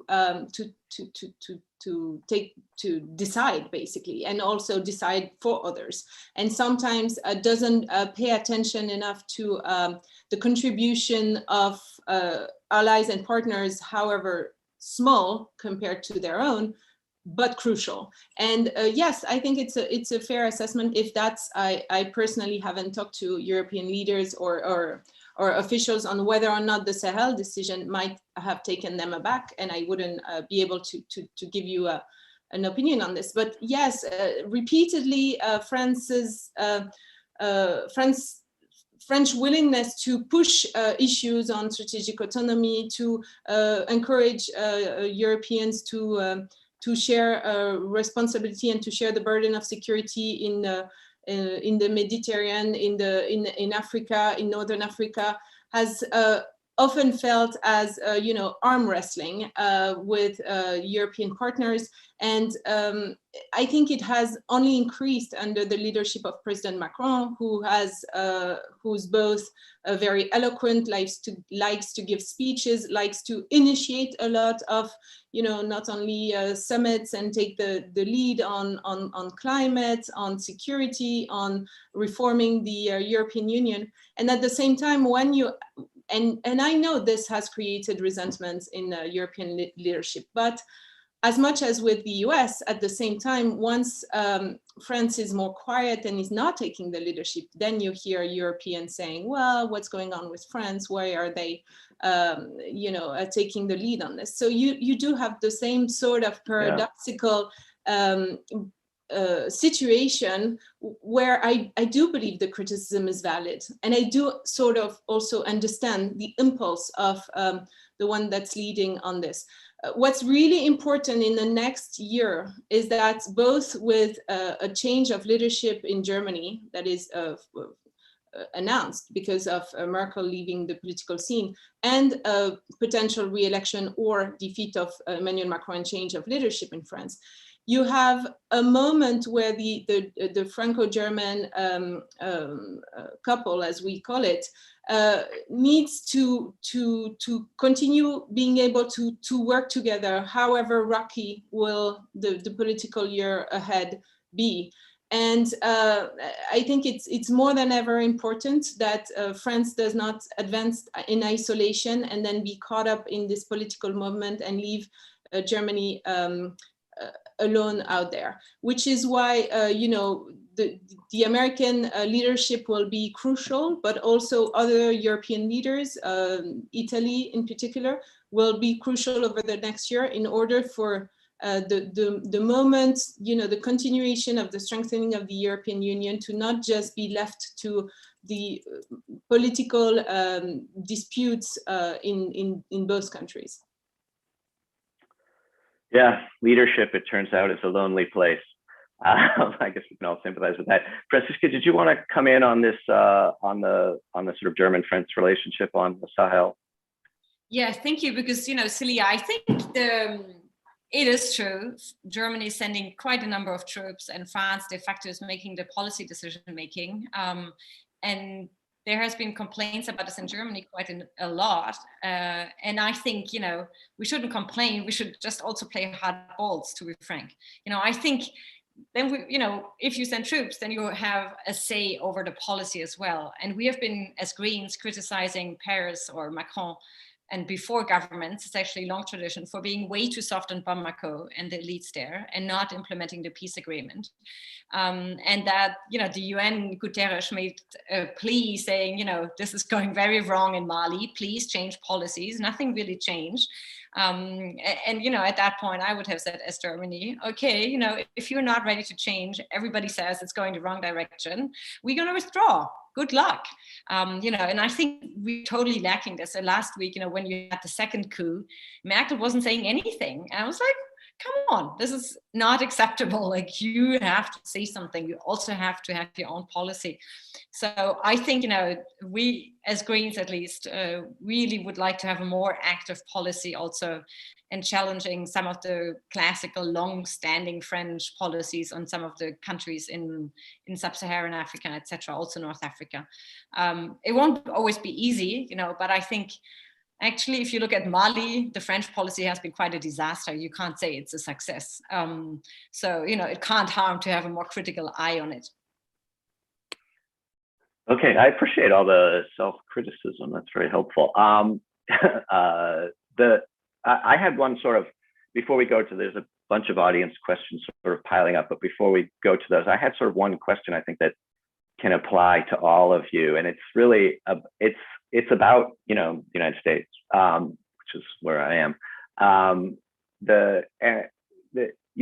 As all of you mentioned, the sort of Trump years were a difficult period in transatlantic relations, to put it mildly. And, now they're over, sort of. Except, maybe they're not, right? There is this, Trump is still out there. The future elections don't look very certain at all. What is it about, how do particularly in France and Germany, but I think I'd like Jim to address this too, because I know that he has a good perspective on this type of thing. How worried are you about the return of this type of policy? And maybe more importantly, how is it that France and Germany and other allies should prepare for this possibility, hedge against it, or think about what the Ivanka Trump administration might mean for transatlantic relations? Why don't we start with Jim, so you guys can prepare your answers? Well, yeah, I mean, it's a great question, and I'm eager to hear Celia and Franziska on how this is viewed in Europe. My own view from the U.S. standpoint is that, I mean, the big issue is that you have an unconstrained presidency. I mean, this is, the presidency as an institution has just grown more and more powerful over time. And this is particularly true vis-a-vis Congress. Congress has become weaker and weaker since the end of the Cold War. And, fewer hearings, less oversight, less expertise. And Congress used to have a lot of expertise in foreign policy during the Cold War, and that withered. We did see in 2018 in the House of Representatives, we did see a group of national security professionals being elected to the House and reelected in 2020. People like Tom Malinowski and Andy Kim from New Jersey, Alyssa Slotkin in Michigan, Abigail Spanberger in Virginia. I mean, that's, you know, you're getting a little expertise back in the Congress, which is important. But, you know, that'll only manifest over time. And the real question is, how does Congress get back? Because if it's all about the president, then, you know, president comes in 2017 and undoes what his predecessor did. President comes in 2021, he undoes what the previous president did. President comes in 2025, you know, and you get the undoing of that as well. I think the only way to address that is with a stronger congressional role in foreign policy, as was intended when the country was founded. And the interesting thing is, you know, presidents over time have accrued more and more prerogatives and jealously guarded them. They wanted to keep them. It's very interesting this winter. You saw comments from both President Biden and Secretary of State Blinken that they recognize that they do need a stronger Congress for the president to be able to convince others in the world that the policies that he enacts will stick past his administration. And question is sort of how will this administration work with members of Congress in both parties to try to achieve that greater congressional role? I don't know, but I just don't see how the United States just doesn't end up zigging and zagging every 4 to 8 years unless you have a stability that could be provided by a Congress that plays a role in foreign policy that it simply has not for a long time. Thanks. So, Francisca, an America that's likely to zig and zag, how do you deal with that? You know, Jeremy, my biggest fear is not necessarily just in the US, a Trump or somebody worse coming back, but it's also, you know, having the same tendencies getting stronger within our own member states inside the EU. And, you know, this is really my big worries. Can we defend liberal democracy in the internet age? I'm not sure. I think we haven't proven that yet. And I think they're big questions that we haven't really answered. You know, for 40 years now, we had this, the ground rules of sort of neoliberalism, have a small state, you know, free trade, etc. I mean, like all of that has crumbled. Nothing is really left. We all know it doesn't really work for our citizens unless we end up with, difficult times. But we don't have really common new ground rules. And I think that is really the challenge, and that we really need to use the time of President Biden to define these ground rules together of how does trade look like so that it serves all our citizens? How do we ensure just tax justice so that everybody's paying taxes, so that we have enough social infrastructure, education, health, etc., that we can finance this? And how do we protect our liberal democracy in the internet? How do we regulate the social platforms, media outlets, so that we don't get in a totally polarized society that you cannot held together with the democracy. And I think, we need these new ground rules. And this is the additional challenge to battling climate change and the climate crisis. And of course, they go hand in hand. But I think, for me, I never see it as just Trump is an American issue. For me, really, it's a threat to our liberal democracy in the US, in Europe. And I think, to establish that joint understanding and then work on this together, that this is my perspective on it. And I'm almost convinced that if, Trump comes back in the US and we don't manage to defend liberal democracy there, we won't be able to do it in Europe either. It's the same system, it's the same problems, of course, and with differences. It's not all the same, but the big tendencies are the same. So I rather see it as a transatlantic Western, if you want, perspective. A sort of transnational liberal coalition, I guess. Celia, do you worry about an inconsistent America? So if we take some of the most radical changes that are obviously welcome between the Trump administration and the Biden administration. One of them is climate. I will only take this as an example. This is a top priority of Europe and of many other nations around the globe, and for which, the absence of the US for 4 years in climate negotiations has had a very negative impact. And so one way to edge against the return of a very climate skeptic administration in 4 years is also to continue to expand on what had been done during the Obama years, which is that you put so much in place so that the industry itself transforms, that the transition takes place so that it's irreversible. And even Donald Trump, when leaving the climate accord, was saying, and in any way, we are reducing emissions, because his own civil society, his own private sector was reducing actually emissions. So there's many ways to do that. One of them is to push to have private finance and public finance, but also mostly private finance of energy, fossil fuel, etc. Have a strong climate regulation so that you move to a green finance versus a brown finance. And this will have major impact for years to come, whoever is in the White House in 2025. But I must say, it's not just that Europeans are worried about the return of a Trump 2.0. It's also that there are some lingering effect of the years of Donald Trump that have yet to be overcome. It is, of course, some of the structural tendencies of American foreign policy that were the same under Donald Trump that are under Biden, is the rivalry with China, is the desire to get out of the Middle East. It's also the foreign policy with the middle class, that is a decision to look at foreign policy decisions as having impact on middle class Americans, and therefore to focus on different trade rules to reduce military intervention around the world, etc.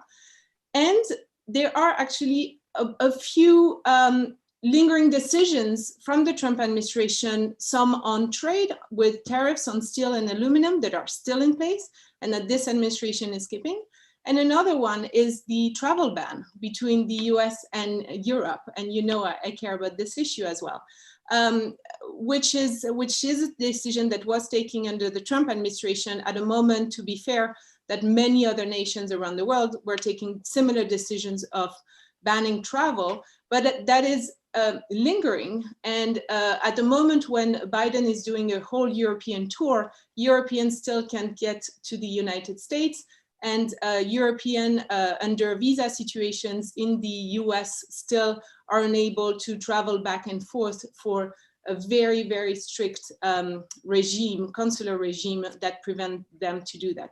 So, Trumpism or the effects of the Trump administration are still there. And there's a larger question for this administration, for President Biden, who writes an op-ed saying that he wants to rally democracies to tackle the challenge of our times, on what does he want to make of his own democracy? How open should American democracy be? Open to Europeans coming and traveling in the US, open to trade with Europe, or what does it mean rallying democracies if everyone stays in their own corner and erects barriers? So I think that is the legacy of Donald Trump, and it's still present.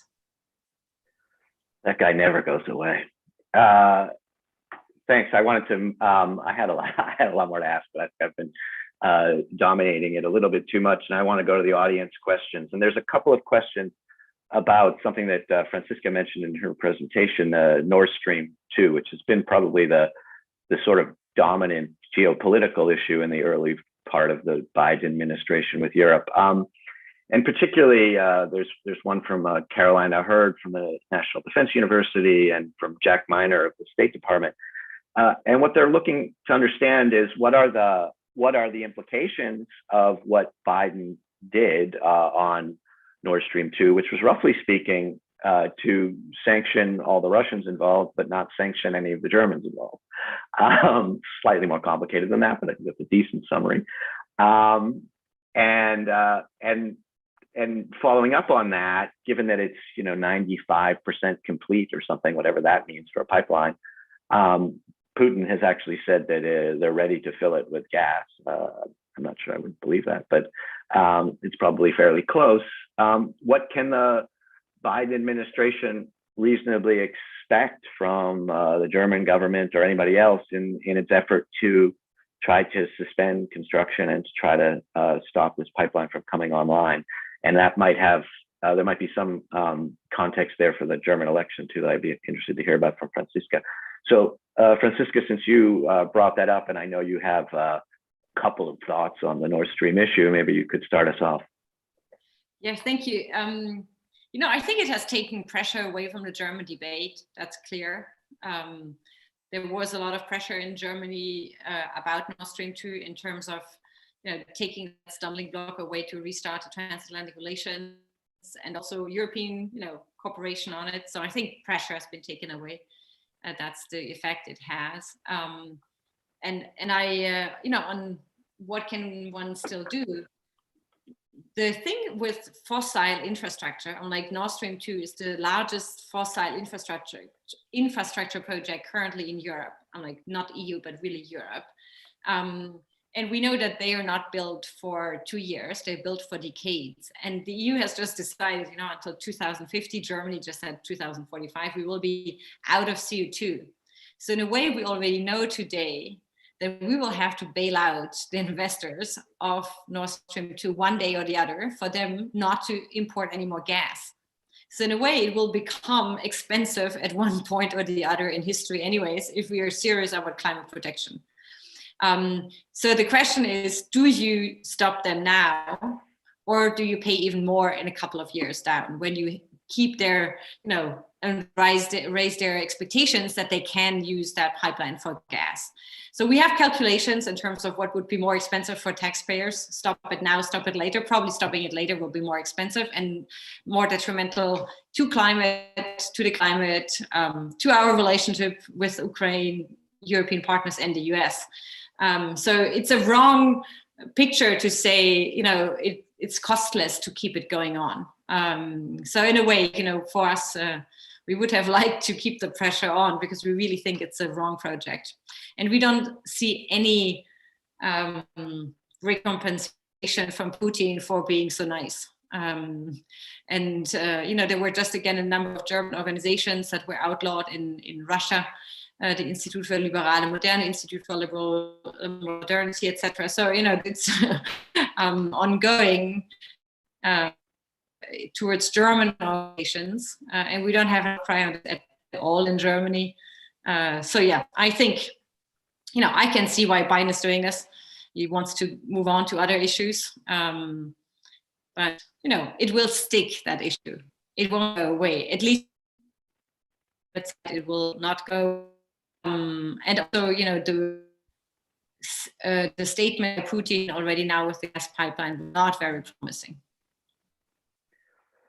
Yeah, it's even harder to get a thank you from the Russians than it is from the Americans. But I'm not sure I fully understood your perspective on the question of whether it is still possible to stop this pipeline. Clearly, you think Germany should, and the US should help in that, but is it possible?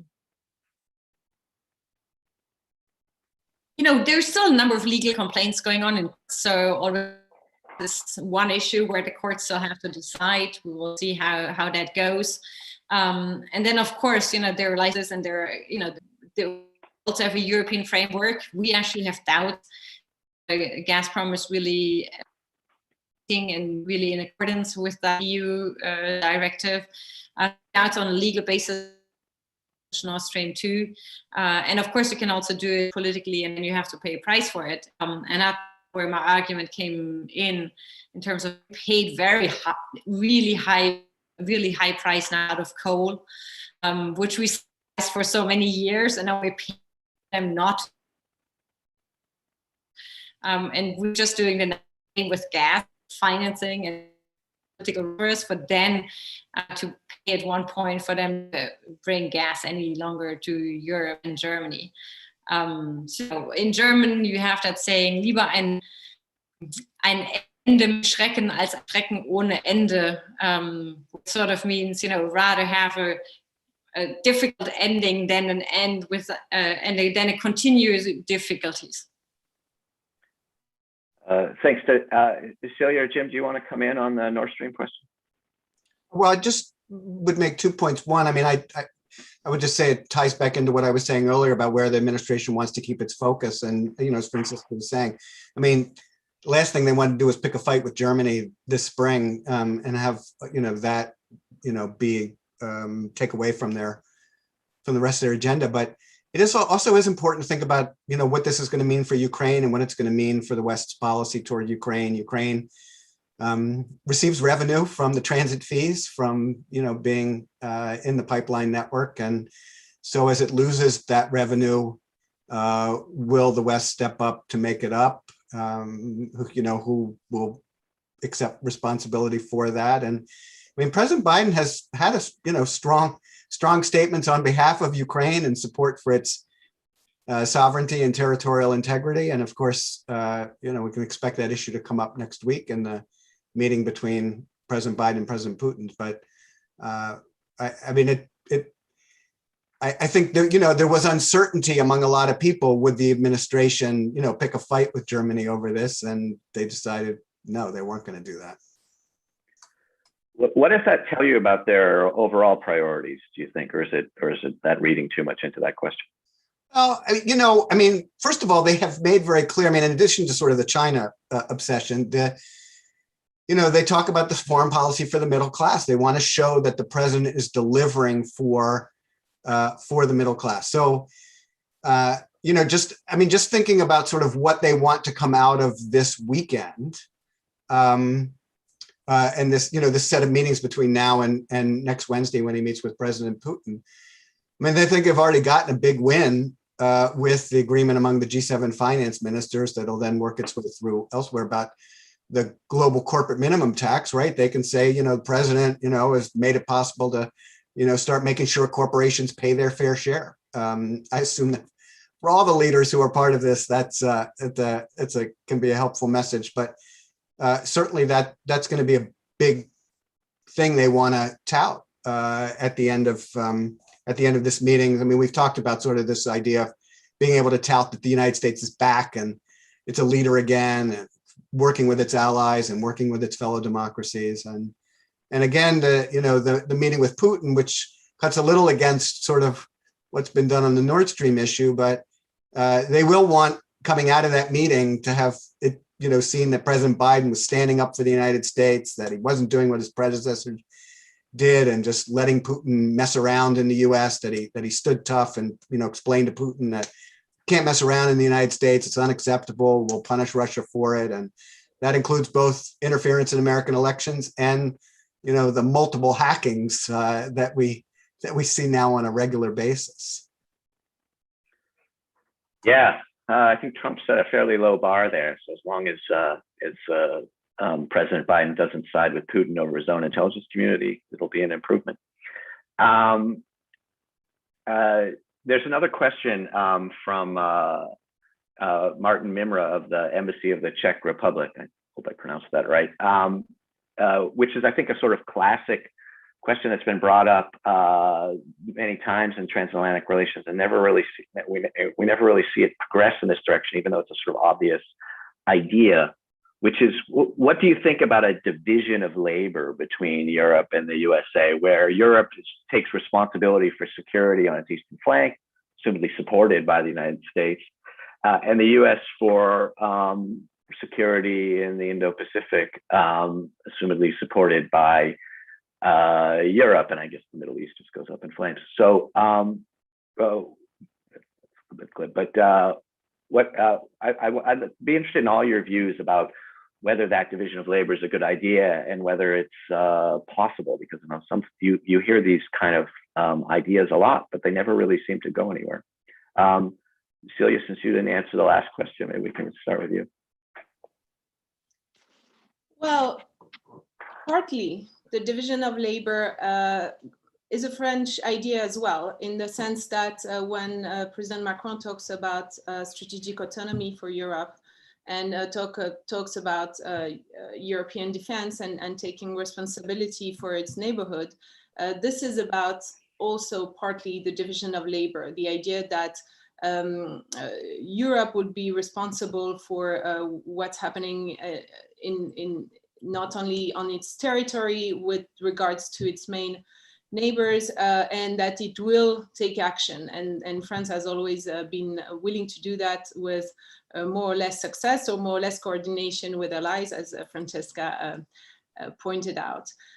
But it's only partly true, because actually I don't think it's from a French perspective, and I would expect from other Europeans as well, no one wants to see the US fully involved in a Pacific rivalry and face-to-face with China, with nobody else having a say in the matter. Not only from a French perspective, because we have a territory and 1 million people living out there, but also from the perspective of Europeans and other big nations that are in the Indo-Pacific region, Australia, Japan, India. There is this idea that, you know, freedom of navigation and that the human rights, that all other universal values are to be defended by everybody, and not just by the US, and not just in this sort of geostrategic confrontation. Similarly, I think the US doesn't want at all, and it's proven to be, to look away from you know, Russia's influence in Europe, for example, and leave Europeans and facing Russia with not paying attention at all. And I think the summit with Putin actually demonstrate the willingness to engage. But also during the summit, a lot of arms control conversation will take place, and France and other Europeans are asking Americans to be a part of these conversations. We're not in the time of the Cold War anymore. You know, Europeans are not kids that you can shove away from the adults conversation, which is important, and they don't need to be in the room. Actually, they do need to be in the room. They do need to be not only consulted, but just actors of their own territorial security. So I think it's much more, Europe needs to take its responsibility, but it is not about a division of labor. No one wants to see, you know, the Pacific front and the Atlantic front with two different sets, Europeans on one side and Americans on the other, taking care of their own neighborhood. It makes no sense. It does not correspond to this globalized world, and it would diminish everybody's power, actually. So the world is too small to have a division of labor. Jim, how do you respond to that? Well, I guess, I mean, as somebody who's written about the importance of a greater division of labor, I think I would put it that we need a coordinated division of labor. I mean, we should be working together and thinking about sort of what the US does in the Indo-Pacific. I understand that there are European interests there, and particularly French interests there. And Europe taking more of the lead in its own neighborhood, as you put it, Jeremy, with your US support. And I would say the big thing is a US reconceptualization of its role in Europe. And I'll just end with where I started, which is, you know, where were we 30 years ago? 30 years ago, it was the United States has to stay in Europe and has to stay dominant and in charge of European security. That was the lesson of the 20th century. You can't leave, you got to do it yourself. We got to do it ourselves. People were nervous about German unification. Europe wasn't able to manage the wars in Yugoslavia. And so it wasn't just the United States that thought the US had to stay dominant in Europe. There were a lot of Europeans that thought that as well. And just to pick up on Celia's metaphor, I mean, the United States doesn't need to babysit Europe anymore. And it shouldn't think of itself as having to be in charge. It should be supportive. It should be an equal partner. And it should seek Europe to do more. And it's great that there's an ambitious French president, and the United States should want to work with him to help generate greater ambition. Francisca, you have the last word. Can you adjudicate between the French and the Americans on this question? You know, I also think that you can't separate totally. It doesn't make sense. Also, our Eastern European partners, I think, would be happy for the US to totally leave it. And I say that as a German, because I think there are still some, suspicions towards the Germany. Yeah, I have a back. So I think, it's not going to flow that we total labor division. But I think it would be good if the US really support our European stronger strategic sovereignty. So far, it's calling for the way, please, Americans, if we see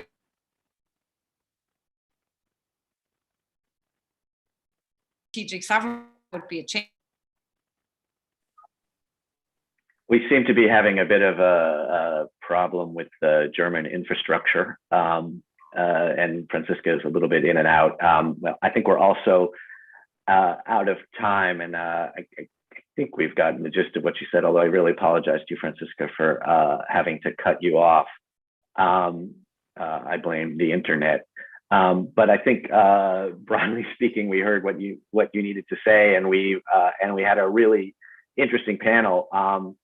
So thank you to all three of you for fascinating contributions. I apologize for my provocative questions. And I'd like to hand it over to Doug Redeker, who will do the next panel on is Biden's foreign policy for the middle class good for Europe, which came up in this panel. So I think it can be a natural follow-on. Thanks, everybody. Thank you. Thanks, Jeremy. I think we are waiting for, I think we've got everybody, so we're all good. So thank you, Jeremy, and welcome to this next panel. Let's just get ourselves organized. First, I'd like to offer thanks to the Bosch and Brookings folks for putting on this event. And second, to the audience. I want to remind you that we'll be having a discussion for the first part of this panel, but we'll also shift to audience Q&A. So you can email your questions to events@brookings.edu or join through Twitter using the hashtag BBTI. Now, the title of this panel is Biden's foreign policy for the middle class good for Europe? And by traditional standards, that's a difficult title to even understand, much less engage and discuss this morning. But it appropriately attempts to capture one of the key components of the Biden administration's efforts to break down silos between traditionally separate government disciplines of domestic, economic, and foreign policy in a more ambitious way than earlier efforts at economic statecraft, commercial diplomacy, or the use of sanctions as a tool of American strategic power. Now, many past efforts in this area have traditionally focused on trade, and the current effort does that as well. But it really includes so much more. Strategic decisions on foreign policy alliances, foreign aid, debt, development, sanctions, tariffs, currency policy, and more. This administration has taken this blurring of economic and strategic and domestic and international further than its predecessors. It's not only acknowledging that foreign policy choices impact American economic outcomes, but it's using it as an organizing principle. National Security Advisor Jake Sullivan recently explained, this is a quote, "Everything we do in our foreign policy and national security will be measured by a basic metric. Is it going to make life better, safer, and easier for working families?" How to reconcile the often short-term economic interests of focusing on what's good for the middle class in the short run with the longer-term strategic considerations implicit in foreign policy decisions is not going to be easy. So how does this new American approach impact our closest allies in Europe? Does Europe end up a victim of a new, apparently bipartisan approach to accepting at least some basic measure of American industrial policy, the imposition and maintenance of tariffs imposed under questionable legal predicates, and serious consideration of protectionism in the name of protecting the middle class?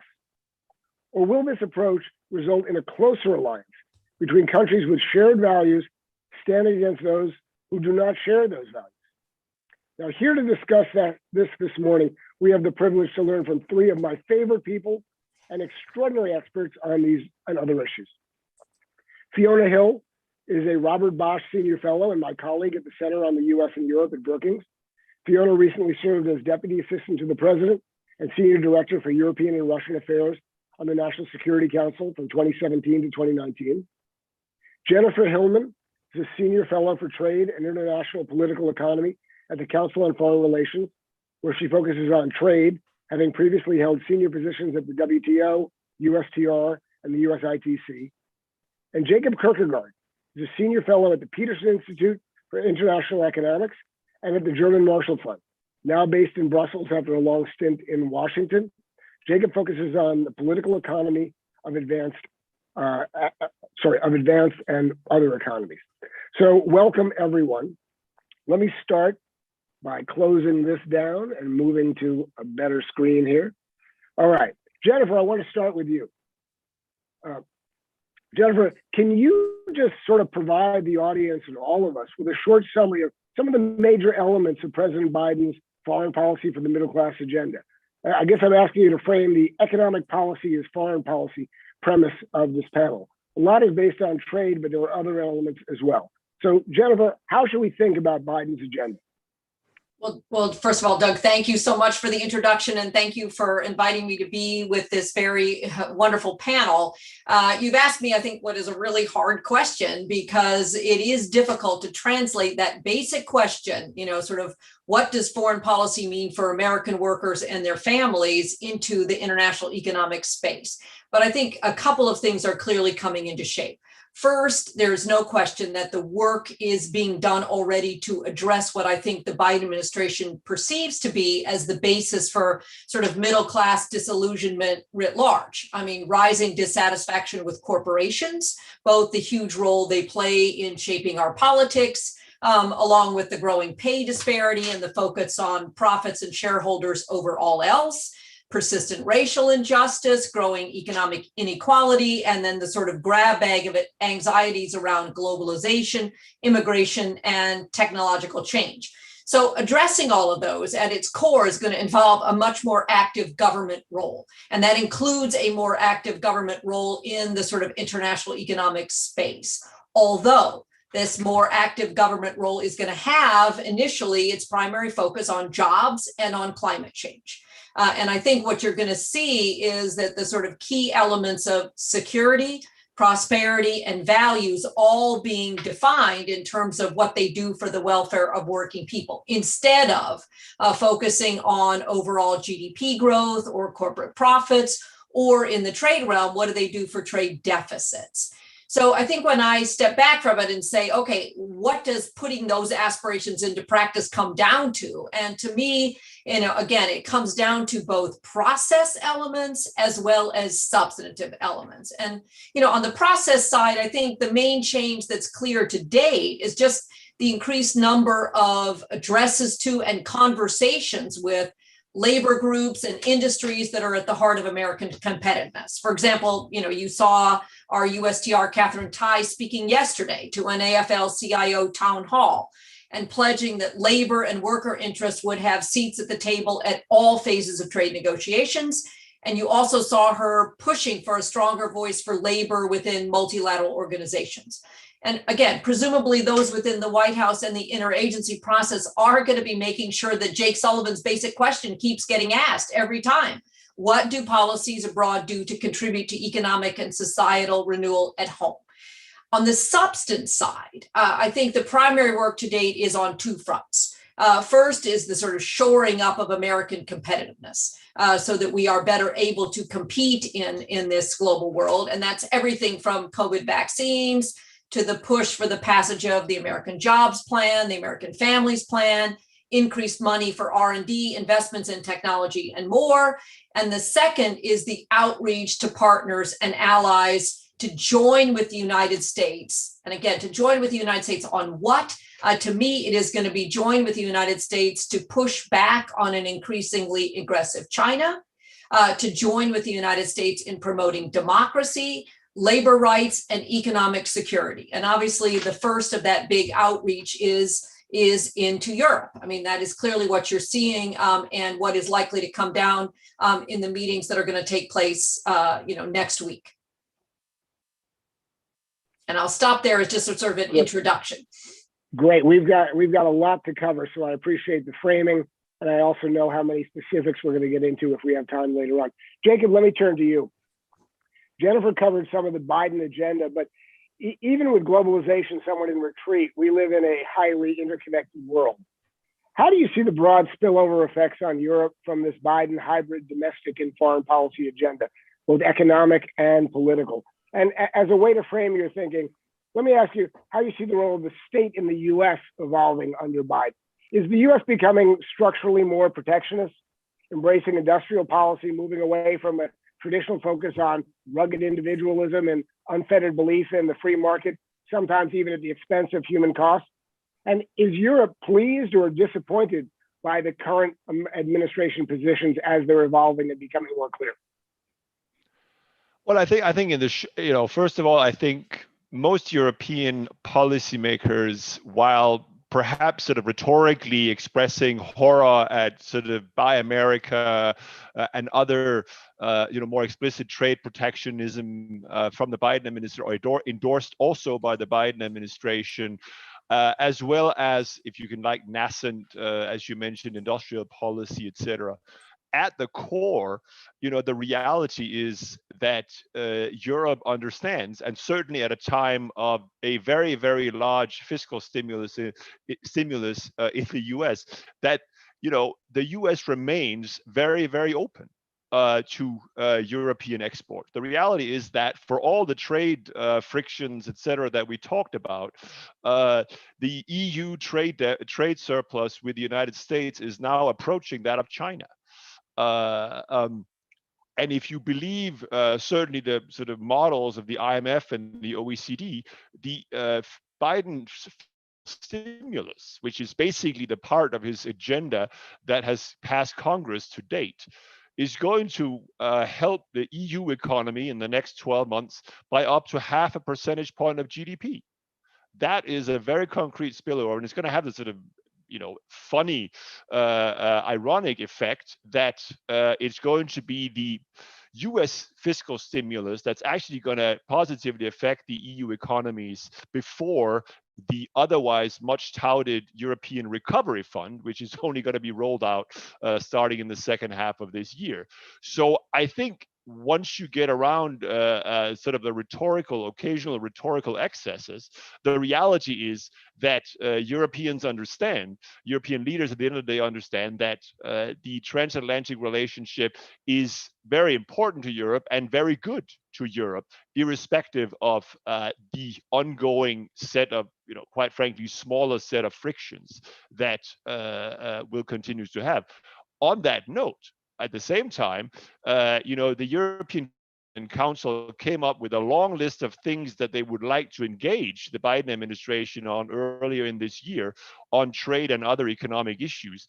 And I think they will be quite pleased with what they're seeing at the round of summits this week. We now have a perspective, at least it's rumored, a solution to the Boeing Airbus dispute, which quantitatively is the largest one out there. What is it, 18 to 20 billion dollars in tariffs and retaliatory tariffs. We have the likely launch of the Trade and Technology Council, which is basically an attempt, viewed from the European perspective at least, to try to come up with a common set of standards for the technologies of the future. And they, of course, hope to be able to put a lot of that notorious Brussels effect into those. So again, I think they will be feeling quite good about that. Then I guess more broadly on the notion of a foreign policy for the middle class. I mean, if you ask many German politicians, they'll say, well, look, that's what we've been pursuing, with sort of classical German mercantilism, looking, a little bit away when doing a lot of trade with Russia and China to the benefit of the German Mittelstand, etc.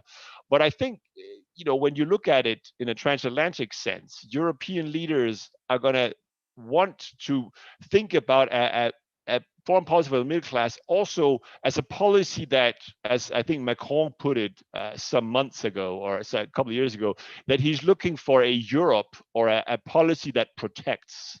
And what I mean by that is that he's looking for a set of coming together transatlantically on a set of global economic rules that offer the middle class some protections, not only jobs, but in a European sense, climate protection, various environmental protections, data privacy protections, a whole list of issues, protection from tax dumping, to get also into some of the current issues. So again, I think there is absolutely a long list of things where they will be very pleased with what they're seeing from the Biden administration to date. But at the same time, I think they also read American newspapers. They understand what's going on in the Republican Party. They see the kind of voter legislations that are being proposed in US states. And they, of course, quite naturally wonder what happens on January 6, 2025, if it's a very close election, et cetera, et cetera. Fundamentally, can they trust the commitment of the Biden administration on longer standing issues, particularly climate change, but also others? And that's why the debate about strategic autonomy, et cetera, is not going to go away. But it doesn't change the fact that overall, they will be very pleased with what they have seen from the Biden administration today. And I think they will be very happy to engage constructively with a foreign policy for the middle class, even if it entails a modicum of, if you like, at least rhetorical protectionism.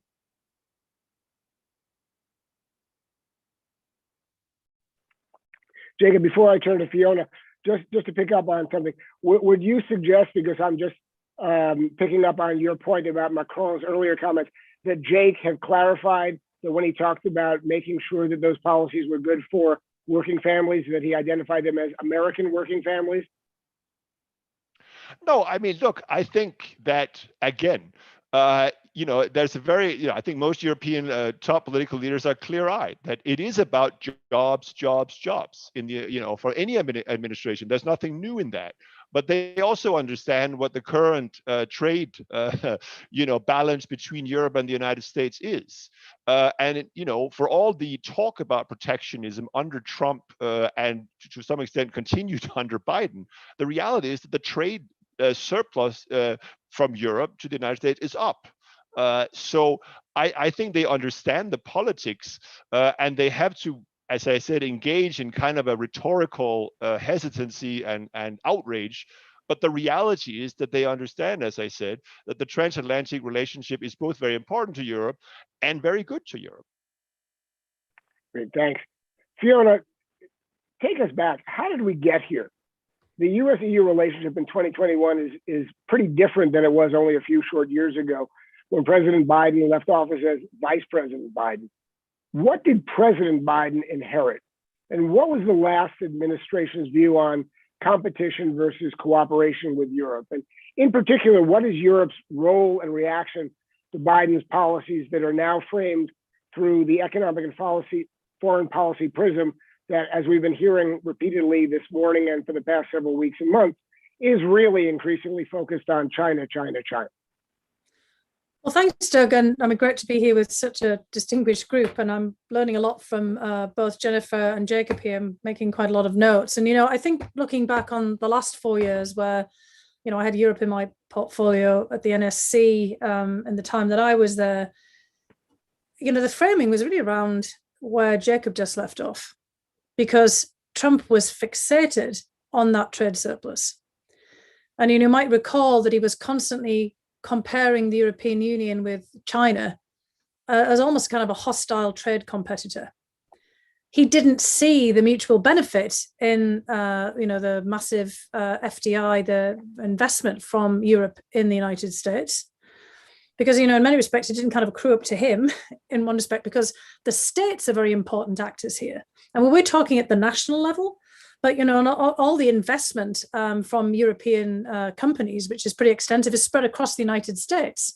I mean, from Jennifer for her time at USTR, and that kind of obviously the governors, the mayors, regional actors are really important in those foreign investment discussions with European counterparts. Just like Jacob's talking about in Germany about the Mittelstand. All of the, the German regions, that are really the manufacturing powerhouses. It's the same in the United States. This is not a national level discussion all of its own. And Trump was obviously really concerned about getting jobs and getting benefits from things, not letting, the state of Tennessee, for example, take credit from large Volkswagen, corporation investments, et cetera, et cetera. And so our conversation got completely out of whack. It wasn't talking about the mutual benefit from this. It was just talking about what the United States was losing in terms of this trade imbalance. And it's an old discussion. It goes right back to after World War II in many respects. And Trump saw it in that very conventional way of, if the United States is paying for the protection of Europe, and this kind of feeds into the discussion at the last panel, and the United States is responsible for European security in the old conventional sense of military security, not as Jacob, is talking about climate and health protections and data privacy and, new forms of security that people take very seriously, but, kind of in the missiles and, boots on the ground sense, then the United States should have unfettered access to European markets, because we were supposed to be in this shared endeavor after World War II. Trump said this all the time. We provided security and we were all in the business of prosperity. We were all making money together. Now you're making money and we're not, which of course wasn't the case. I mean, the United States was still making money. And of course, there's a huge debate about American, digital companies, that I'm sure Jennifer and Jacob will talk about, that are making money hand over fist. And not paying taxation, big debate here as well. But American business is doing pretty well still out of this too. But of course, that money is not coming to the workers as stakeholders. Now, Trump was also not at all focused on the workers apart from getting their votes. He was interested in producing a lot more jobs, but those were jobs without protections. And those protections would be healthcare benefits and other things as well, and job security afterwards.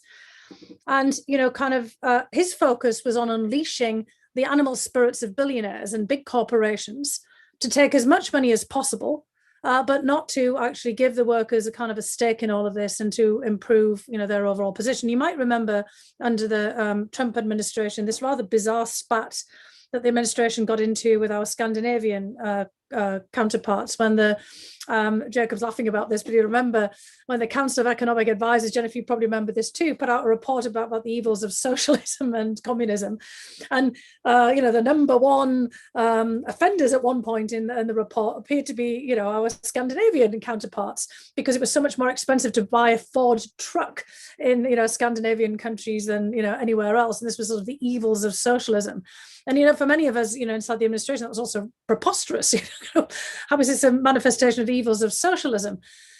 But, in the response from, our Scandinavian counterparts, some really important things came out of this, that the problem that the United States is really facing is in the structure of its workers' benefits. So, what we found is that really, honestly, the Trump administration didn't want to take that on. They're rolling back Affordable Care Act, they're rolling back union interventions, they're wanting to sort of stimulate the economy in an old style, kind of focus on the corporate side of things, not wanting to tax corporations too much, but in return to kind of producing a whole mass of, smaller jobs that people would have to put together.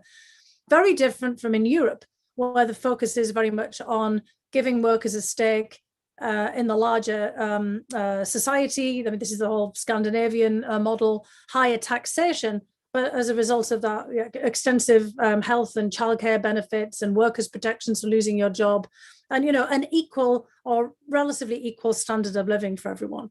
And so we got that whole discussion out of whack. And I think in just kind of looking forward, I don't want to get too much into all of this about how do we get here. There's ways we can get out of all of this, because Trump framed this as a rather unpleasant confrontation and competition between the European Union and the United States, not just with China.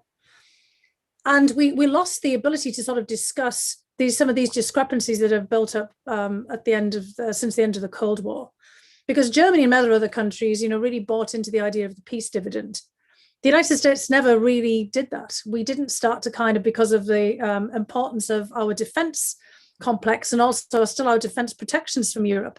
We didn't start debating about, what we should have in terms of the social protections and some of the other things that Jacob was just mentioning about, climate and health and many of the other protections are kind of an economic system that protects. I mean, obviously Jennifer and others have thought about this, and this is where Jake Sullivan and all of the other people who've been touting this middle class are coming from, of trying to address this.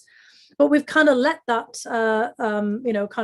be to one side. And I think there's a lot that the United States could learn from having a really in-depth discussion, a structured discussion with Europe about this, because really the whole process of European Union integration and of membership has required quite a lot of balancing, a rebalancing of economies of the countries that have joined the European Union. The regional development funds, the structural funds that have, helped European countries to address some of these issues of inequality, perhaps imperfectly. And I think, Jacob would probably, speak to a lot of the problems of inequality rising in Germany, we see in France and elsewhere, certainly a major problem in the United Kingdom. But we could have an active discussion about how we could figure out ways of working together on this, particularly through the fact that there is a huge job creation by the European investment in the United States. But unfortunately, Trump didn't want to talk about that because he wanted to talk about all the time about how we could reverse the trade surplus. So we ended up talking about trade and not about jobs, interestingly enough. So that was kind of part of this this dilemma. So I think, this panel, and with having, people like you, Doug, Jennifer and Jacob, I think, we even could kind of point some ways forward here rather than just analyzing this, because I think, there is a way coming out of the G7, coming out of the meetings with the European Union, coming out of discussions with individual countries for the United States to talk about those mutual benefits and ways in which we could all think about how we can protect our citizens and give our workers stakes together. Fabulous. All right, now I'm going to, there's so much to discuss. We don't have enough time. Jennifer, I want to turn to you, but basically this is going to be a free-for-all. But does Europe benefit or suffer from the dynamic that we've been discussing this morning, in the sense that we're talking about tariffs, we're talking about trade policies, we're talking about something akin to industrial policy that is seeping into the American policy ethos in a way that is somewhat different, if not dramatically different, than the way it has been for years before. And I'm just curious, and again, I don't want you to go into too great detail, but we've got everything from the digital services tax, global minimum tax, tariffs. Jacob made reference to the Boeing Airbus, but there's also steel and aluminum. Fiona talked about a wide array of, hostile, in quotes, actions the U.S. took towards Europe, even if it wasn't necessarily to achieve a commonly agreed goal. Jennifer, could you just walk us through, whether it is in the context of how I just described it, in the anti-China driver of policy, or any other way you want to frame this? Because I think that so much about all the different components, it would help take us forward. Right. So I may take it a little bit in the China direction, but let me just say at the beginning, I actually am hopeful that in the end, this whole effort to come to Europe as the first sort of ally and partner that we need to work with is a very positive one, because I step away from it and say that there is still way more that would bring the United States and the European Union into the same place rather than issues that divide us. Because I think the trade irritants, and I think Jacob is exactly right. Yes, there are these irritants, and they are largely around, again, the fact that we still have tariffs on steel and aluminum, and Europe still has its retaliatory tariffs on our products as a result of that. Again, the rumor mills are there that those issues are going to get resolved by the 1st of December. Yes, we have, put already into suspension the tariffs that we put on each other over Boeing and Airbus. So those are at least temporarily set aside. And again, the rumors are that's going to get resolved by July 11th. So again, you just sort of go through where these irritants are, the dispute over digital services taxes. Again, we are not collecting tariffs on that, and Europe is not collecting, I mean, France and the others are not collecting the digital services taxes right now. So again, both sides have said, let's try to work this out. And the hope is that if we can come up with an agreed upon package as part of this 15% corporate minimum tax, that may help resolve the issues around the digital services taxes. So I'm actually very optimistic on the broader front. And secondly, I would say that where we've had really big differences, they go to a lot of what Fiona is talking about. I mean, at some level, a lot of the pushback in the United States on trade issues relates to a lot of these issues where, again, we are not doing the investment in our people and in our competitiveness that would allow us to address trade issues. I mean, if you just look at how much do we spend, for example, on long-term worker training, long-term support for our workers? In Europe, many of the EU member states are spending between 2 and 4% of their total GDP on support for their workers. The United States, 0.27%. I mean, we are not investing in our people. So the good news is that the Biden administration gets that. I mean, you look at an awful lot of what their proposals are, and it is to basically do a lot of what Europe has been doing successfully. That will put us in a better place with respect to, the relationship. The one that worries me, and again, is the one where I think we need to be spending a lot more attention, is whether the US and Europe can get on the same page in terms of pushing back against China.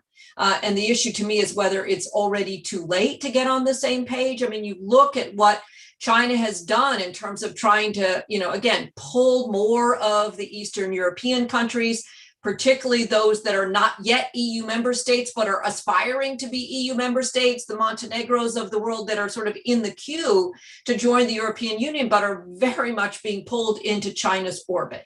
I mean, you look at a lot of what, China has done with respect to the Belt and Road Initiative. You have 2/3 of EU member states are now, signed on to BRI. I mean, you saw, Italy, sort of proudly come out as the first G7 member to join the Belt and Road Initiative. You saw, just this year, more goods flowing between Europe and China, and a lot of it over this very highly subsidized rail that is now coming. You've got freight trains running daily from China all the way over to London. As a result of this, you are seeing this heavy pull for Europeans to sort of align themselves with China, which I just worry whether that makes it harder for the US and the EU to get on the same page with respect to China. And at the same time, I look at what could be done between the United States and the European Union to do an important pushback on China. And to me, it's a long list of things that would be in both the United States and the European Union's interest.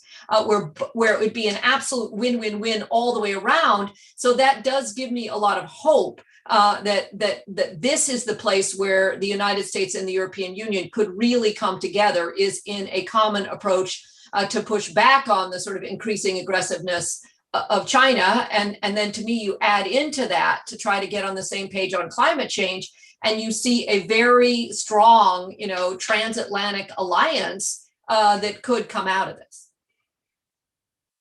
Jacob, you unmuted yourself. I was just about to point to you. So let me just frame where I was going to go, but then pick up on Jennifer and Fiona, obviously. Back in December, the Europeans agreed in principle to the Comprehensive Agreement on Investment, the KAI, with China over the tweeted objection, if I can call it that, of Jake Sullivan. It was transition, so there couldn't be anything more explicit. But that caused a certain amount of irritation. We're now 6 months later, things are in a different place. But picking up on where Europe is on this China issue, which is of course dominant, what is your sense of where Europe is on the China question? And more on a more granular level, where are things internally within the EU on that very question? Meaning, is there a coherent set of approaches that is likely to take hold, or is this going to expose deeper fissures within the EU? I mean, the EU is in a very different place, first of all, than it was right before New Year and the agreement on the KAI. I would put this down to as much absolutely, completely disastrous Chinese diplomacy as, quite frankly, anything the Biden administration has done.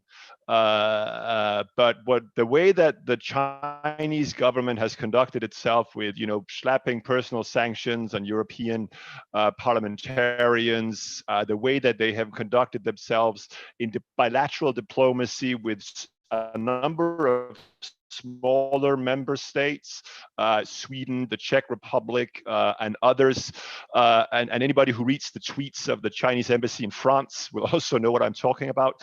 So no, I mean, I think that and by the way, the KAI is basically on ice for the foreseeable future until China drops the sanctions that they have put on European parliamentarians, which I very strongly doubt they will. That deal isn't going anywhere.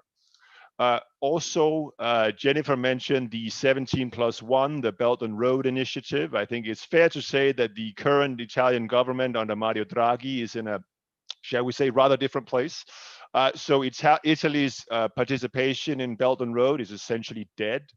And if you look at Lithuania has just formally withdrawn from the 17+1. If you look at the latest 17+1 meeting, look at the number of EU heads of government and state that attended rather than, if you like, mid-range government officials, gives you an indication that the 17+1, which was always a vehicle that these groups of countries used against, quite frankly, France and Germany to say, hello, we have other partners. We don't have to kowtow completely to Brussels and Paris and Berlin all the time. We have options. Well, now they have a recovery fund that's going to give the Eastern European countries a lot more money than China is ever going to give them. And they don't have, unlike Montenegro, they don't have to pay it back, you know. So I think it's actually vis-a-vis China. I think we are in a much better place than we were only a few months ago. The big question, of course, I think is going to be what happens in Germany after the German election. In many ways, the arch mercantilist, if you like, Angela Merkel, who for all her great strengths in many ways, is always a person that has put a lot of emphasis on commercial opportunities in Russia and China, while clearly absolutely neglecting democracy in these countries, but also in Eastern Europe. I mean, the reason that Hungary and Poland has gotten to the point where it is to a large extent due to the protection that these leaders have gotten from her. But what kind of leader will the next German chancellor be? We don't know. Right now, it looks like it might be Armin Laschet, but he has to be in a coalition with the previous panelists, Franziska Brandner and others. And this German coalition is going to be very different on this set of issues on China than the current government, I agree. I believe the question is how different, but all that being said, I am quite hopeful and certainly we're in a better place than we were 6 months ago. Fiona, let me turn to you. First of all, thanks, Jacob and Jennifer. Let me turn to you. We internally at Brookings in our group had a conversation earlier this week about what decoupling means. And I don't want to put you on the spot, but I want to use that as a starting point for, do you think that part of the US policy, whether it is in the context of foreign policy for the middle class or more broadly, does include some element of decoupling? And as a second order consequence of that, whether you say yes or no to the decoupling, because that's more nomenclature than anything else, taking on China is not for the faint of heart. This is not a passing country that, in 5 years we'll say, what were we even worried about? This is a big deal. In the 21st century, China is going to be a major actor. So do you think the US and the EU are ready for a policy of being confrontational, antagonistic, or however else you want to define that relationship with China for the medium and longer term? Well, I'll start at the last part of your question and work back. I was just, before joining here, in a discussion that included Rana Mehta, the professor at Oxford, who is a great expert on China. And he made some very interesting comments that, I think he's also written about, and some of our own colleagues at Brookings, talk about this too, that China itself has anxieties, about, some of this reaction from everyone else, and is also kind of thinking itself, this wasn't Rana's point, but it's been the point of other Chinese experts, that China is also thinking of degrees of decoupling.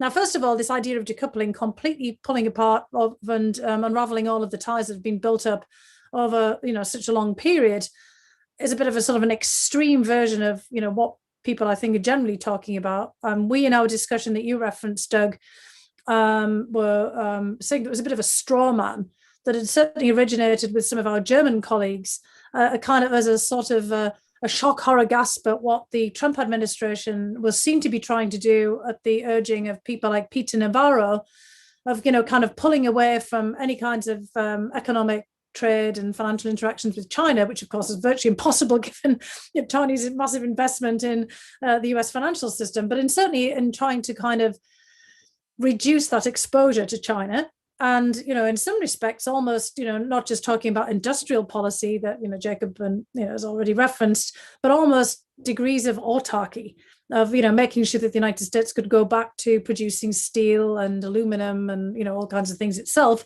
almost as if we were facing a wartime scenario, which that gave the Germans and others a great deal of concern, wondering if we were careening off into, indeed, some kind of Cold War-esque or even hot war confrontation with China, be it over Taiwan and some blow up, or anything else of the major disputes in the Asia-Pacific or Indo-Pacific region, now as we've come to call it, or over, kind of an escalation of these trade confrontations that might result in embargoes and all kinds of, other extreme actions. Now, Peter Navarro and others may have even had some of this idea in mind, but I think, as we, start to look more broadly at it, it wasn't misplaced to start to think about supply chains, and of course, COVID and the coronavirus brought that into acute perspective. And I'm sure Jennifer and Jacob and you as well will have something to say about this, about finding that so many things were made in China, of things that were essential to have, from masks to, kind of other protective equipment, and all of our supply chains were breaking down. And plus, we've already seen that countries were having to source them themselves, and try to do these things locally. So we almost did go into kind of a wartime production, not of steel and aluminum, but of, kind of more basic things that we needed, for our own health and, sort of safety and self-protection. But this all kind of brings out this discussion that, as I said, apparently is also going on in China, that Rana was talking about, where the Chinese are worried that, in fact, because of all of these discussions about China in the United States and Europe, all of us focusing on the Chinese 5-year plan, to 2025, that has them dominating every imaginable sector by 2049, is a kind of a very clearly expressed sentiment. The One Belt, One Road initiative, the previous emphasis on 17+1, and all of them, trying to increase its investment and its share of, economic activity all over the place. The Chinese are now seeing that, as a result of this disastrous diplomacy that Jacob's talking about, that actually it's now getting a counter reaction. So Rana was talking about, and that's why I want to give him credit for this, because it's not my thoughts, about the whether the Chinese themselves are trying to boost up their own consumer economy. They're trying to have, as he put it, something that people have not really done before, having a dual track approach of, building up your own economy and getting all of your, kind of consumers to spend as much as possible rather than save, and still have a large external profile for your economic activity, which is, very difficult, and to keep, currency controls at the same time. So, I mean, I think, when we're talking about this, and it'd be interested to, hear from all of you as well, that, China reads our newspapers and listens to us, as much as we are kind of trying to observe them. And it'll be very interesting to see how this decoupling idea plays out. The Trump administration seemed to kind of have that in some respects set up there. The Biden administration is also trying to figure out, how do we manage China? Jennifer said, there could be, a very good way we can manage it together with Europe. But kind of the big question is what China does in reaction to that as well. It's not just about how we react, but about, what China is also thinking of doing. But I do think that the Biden administration wants to avoid at all costs, as everybody does, is an open confrontation with China, be it on the military front or on trade. And, we have to be very careful as we move forward on that. We're getting to 11:45, where we're going to try and open it up to a list of some specific questions we've already received. But before we do that, I want to just throw one out to you, Jennifer, and then one out to you, Jacob, before we turn over. Jennifer, just supply chains have come up at various points this morning. just if you could give us a sense of where things stand right now on some of the initiatives winding their way through the Washington policy circles on supply chains, and what Europe's role as either friend or foe would be on that. By that, I mean, if you're trying to make supply chains purely national, that's different than if you're trying to make supply chain dependencies include allies. And I'm assuming, though you can correct me if I'm wrong, that Europe would be considered an ally in that context. So if you can sort of give me that, and then Jacob, it would be wrong for us to miss out on climate as a key component, not only of the Biden administration's policies domestically and internationally, but just globally. And so if you could give a sense of where the climate discussions fit right now in terms of the broader context of foreign policy for the middle class and US-EU relations, and then I'll try and get to some questions.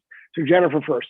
Well, so again, the Biden administration just recently released this 100-day report, building resilient supply chains, revitalizing American manufacturing, and fostering broad-based growth. So again, a major sort of report that culminated in work. And again, it focuses on 4 critical products: semiconductors, large capacity batteries, critical materials, minerals and raw materials, and pharmaceuticals and active pharmaceutical ingredients. And if you read through it, what it is describing is the way in which the United States is going to need to go about shoring up its supply chains across all 4 of those sectors. And it is a combination of, sort of domestic investments, but in every single one of those 4 product sectors, there is very explicit references to Europe and the partnerships that need to be created in Europe around all 4 sectors. So there's no question that this involves both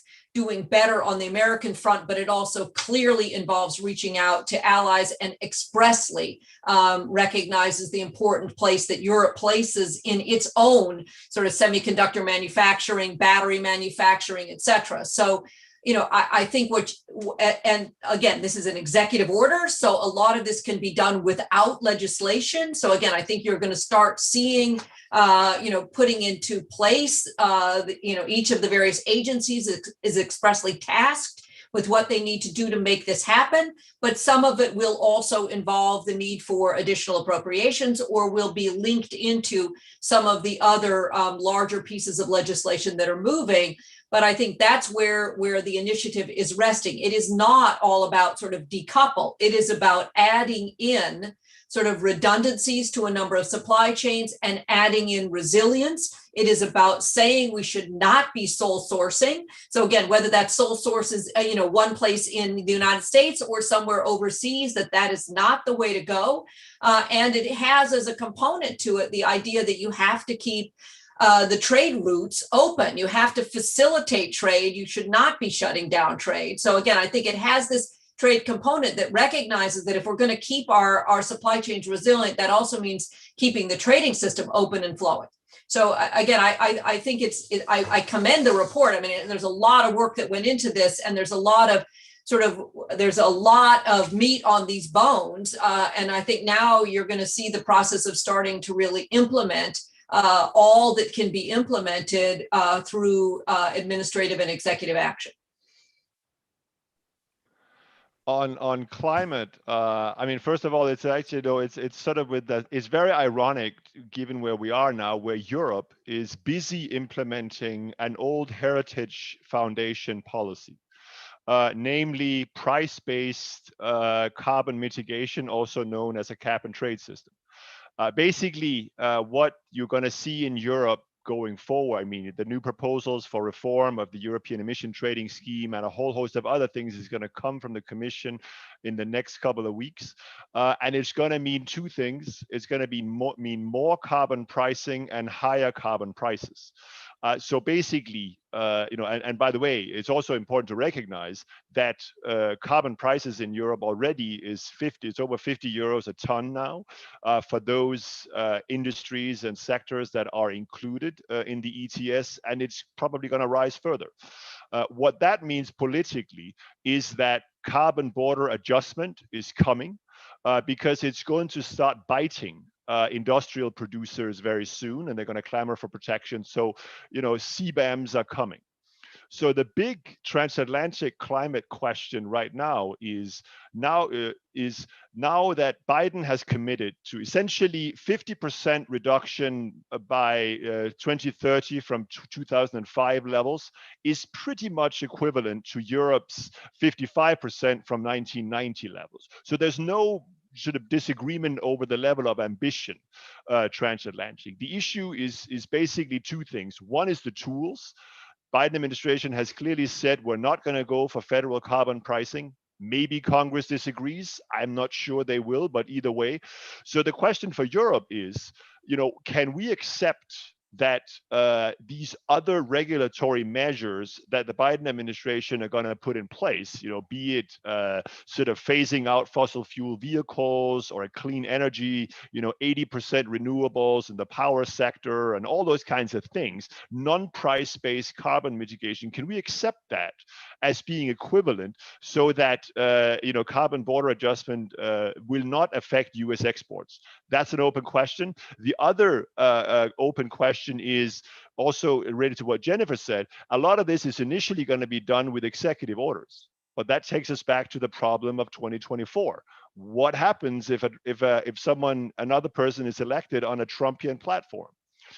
Commitments for 2030 is probably not worth very much then. So the question is, what kind of assurances will the EU need from not just the administration, but from US states, businesses, and other climate stakeholders that, that it's actually serious, that the US is going to meet its commitments by 2030? Because otherwise, we are not going to solve the problem of a CBAM as it will be proposed by the Commission, also affecting US exports. Right now, the bigger, however, it's important to recognize the people that it's really going to hurt are going to be Russia, Ukraine, Turkey, and China. It's actually not really that much on US. But anyway, let me stop there. There is so much more we could get to on any of these issues, and I'm sorry we don't have that time. I am going to turn to a couple of the audience questions, and apologies if I don't get to all of them. I'm going to lump two of them together. These are going to go to you, Jennifer, from David Harley, a board member of Foreign Policy Center in London, and Mara Lee, International Trade Today. How desirable and feasible is it for the US and the EU to have a coordinated approach to taxing big tech? And the second, unrelated but generally similar area, is how likely is it that the Boeing Airbus solution will be found during the 4-month period that we are 3/4 of the way through? Well, maybe I'll start with the Boeing Airbus one first. Again, I think it's hard to know, but the general sense, I think, is that that they're close to an agreement, and we don't know yet what will be the terms of that agreement. But obviously, it's been a long-standing issue of how do you deal with subsidies. And again, if you go back in time, way back, there used to be an agreement, a large civil aircraft agreement that was in existence at the time the WTO came into being, that basically said we're going to try to just put kind of transparency notifications around subsidies. There could be an agreement to have some kind of an overall cap.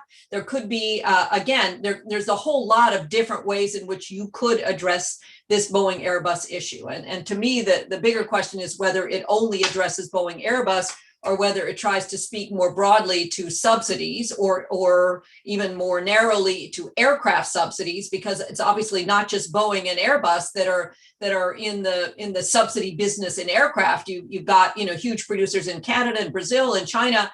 And again, whether there needs to be somewhat of a more global think about what do you do about industries like large civil aircraft that basically cannot get up and running without some startup subsidies. When and where and how do you want to think about disciplining those? But again, the rumors that we hear are that a resolution is coming, because neither side, I think, wants to keep just putting tariffs on one another, because that just really harms the people that are paying the tariffs rather than resolving the underlying problem. And on the issue of how do we tax big tech? I mean, obviously what's happening right now is a huge shift. I mean, for forever, it seems, that the general notion was that corporations get taxed where they are headquartered, and where they are housed, if you will, physically, bricks and mortar kind of housing. And then you had a lot of debates about transfer pricing for all of their operations that were not within their home headquarters. Obviously now, with the rise of digital, where everything is up in the cloud, where a country is headquartered, when it can pick up and move to whatever is a tax haven place, doesn't make any sense. And so we are at this place where we need to rethink the basic fundamentals of who gets the right to tax multinational corporations where, and what are they taxing. And obviously the digital services taxes debate has raised this issue, writ large, because it is departing from the norms in two ways. One, it is a tax, not on profits, which is normally the way in which we tax, corporations. It is a tax on revenue.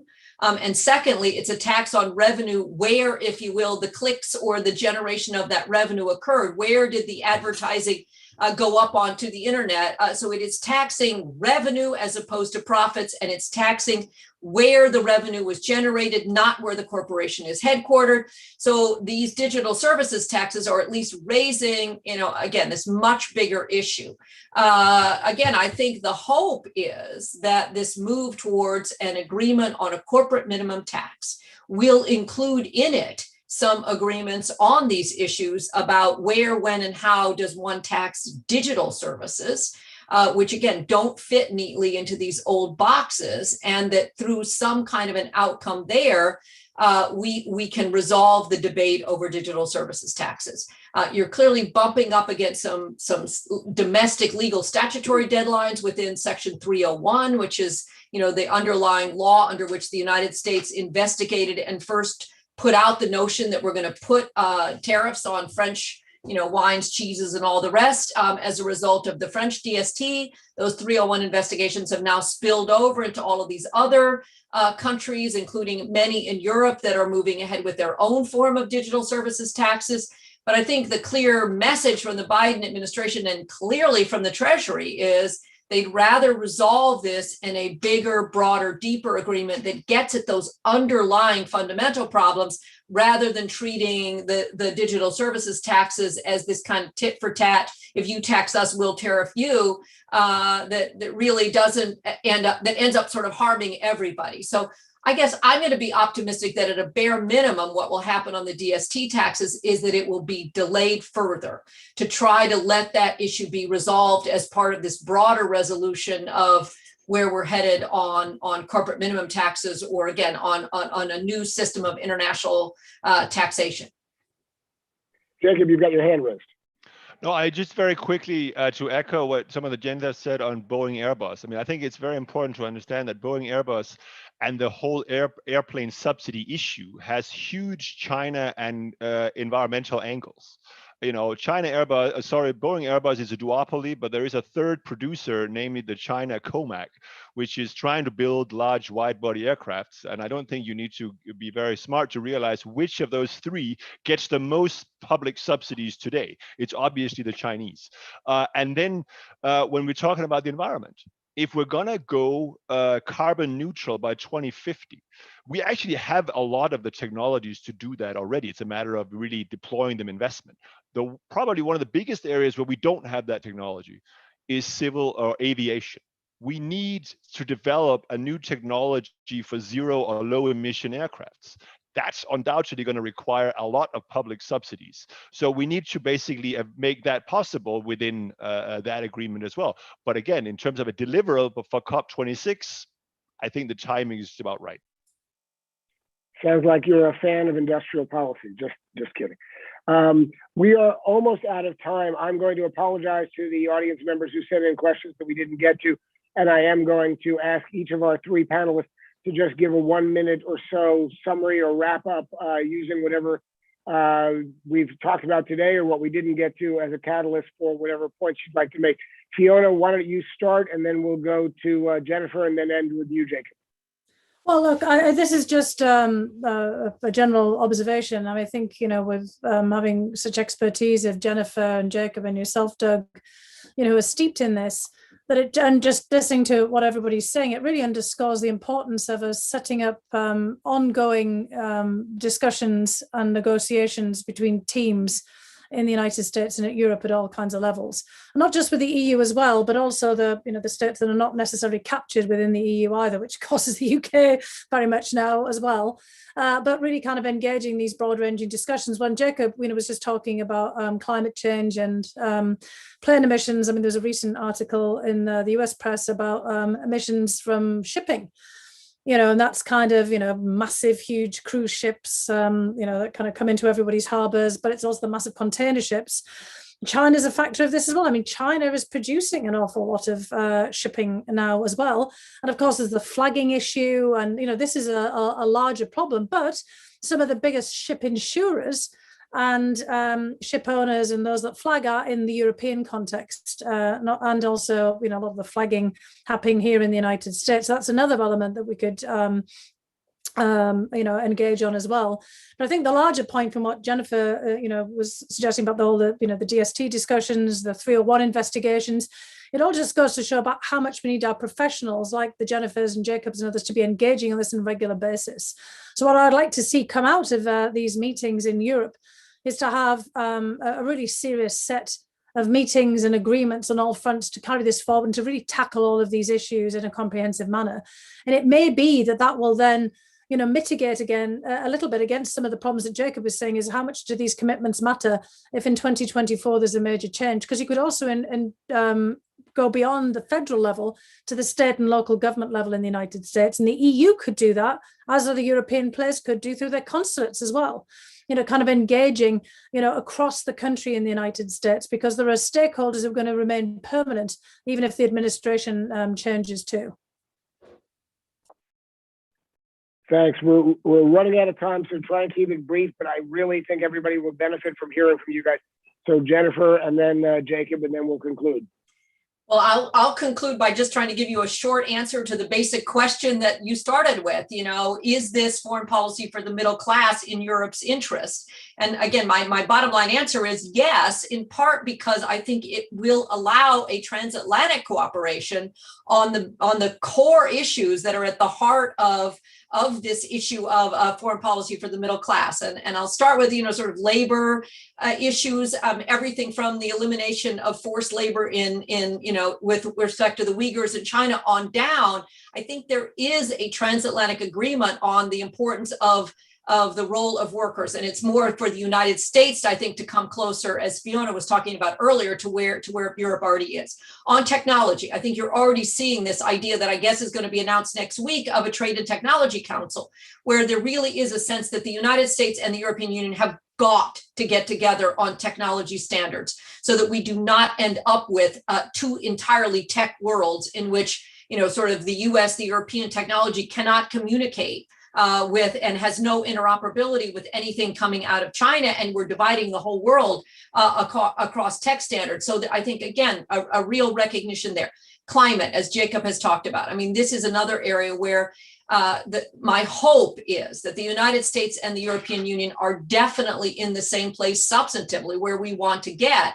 And the issue is not letting things like CBAM or other things that may be sort of irritants, if you will. In other words, where we get there in a slightly different way, not letting those get in the way of recognizing that our hardcore interests and our hardcore goals are in the same place. So I am optimistic. This idea of a foreign policy for the middle class actually redounds to Europe's benefit, that it allows for even stronger transatlantic alliances with the United States. But there's a whole lot of bumps in the road between here and getting there. And I'm hoping that we can all stay focused on that bigger picture of a common purpose, a common set of goals that does underlie the basic, again, middle class foreign policy. So, Jacob, we're running out of time, and I'm almost inclined to end it there because Jennifer had such a, at least relative to everything else, optimistic note. But I am going to ask for your comments and hope that you keep us at least somewhat optimistic and you don't put a downer on the end of this morning's great event here. No, I mean, I agree with pretty much everything that Jennifer and Fiona said. I would just say that from a transatlantic cooperation perspective, I think what I take away from this, whether or not you view as the driving factor of the Biden administration's foreign policy as being China, given the type of actor that China is, Europe is going to end up being the indispensable ally, because this is an economic, this is a technology rivalry. This isn't about, the Fulda Gap versus the China, the Strait of Taiwan, etc. Europe is going to be an indispensable ally, and certainly, as Jennifer just outlined, if the sort of driving force behind the Biden administration's foreign policy is a foreign policy for the middle class, combined with the domestic agenda of the Biden administration that, quite frankly, is a massive shift of the US welfare state in the European direction, as has already been discussed, this can only, quote unquote, in my opinion, be good for transatlantic cooperation, because if you end up having the same domestic institutions, you're going to end up seeing eye to eye on a lot more trade, economic, and other issues. So let me finish there. Fabulous. All right, Fiona, Jennifer, Jacob, most importantly, Brookings and Bosch, I'd like to thank you all for your participation and your support this morning. I apologize to the audience for running slightly over, but I think we wanted to get in those last optimistic words from our panelists. And again, on behalf of Brookings and Bosch, I'd like to thank everyone for coming and have a great weekend.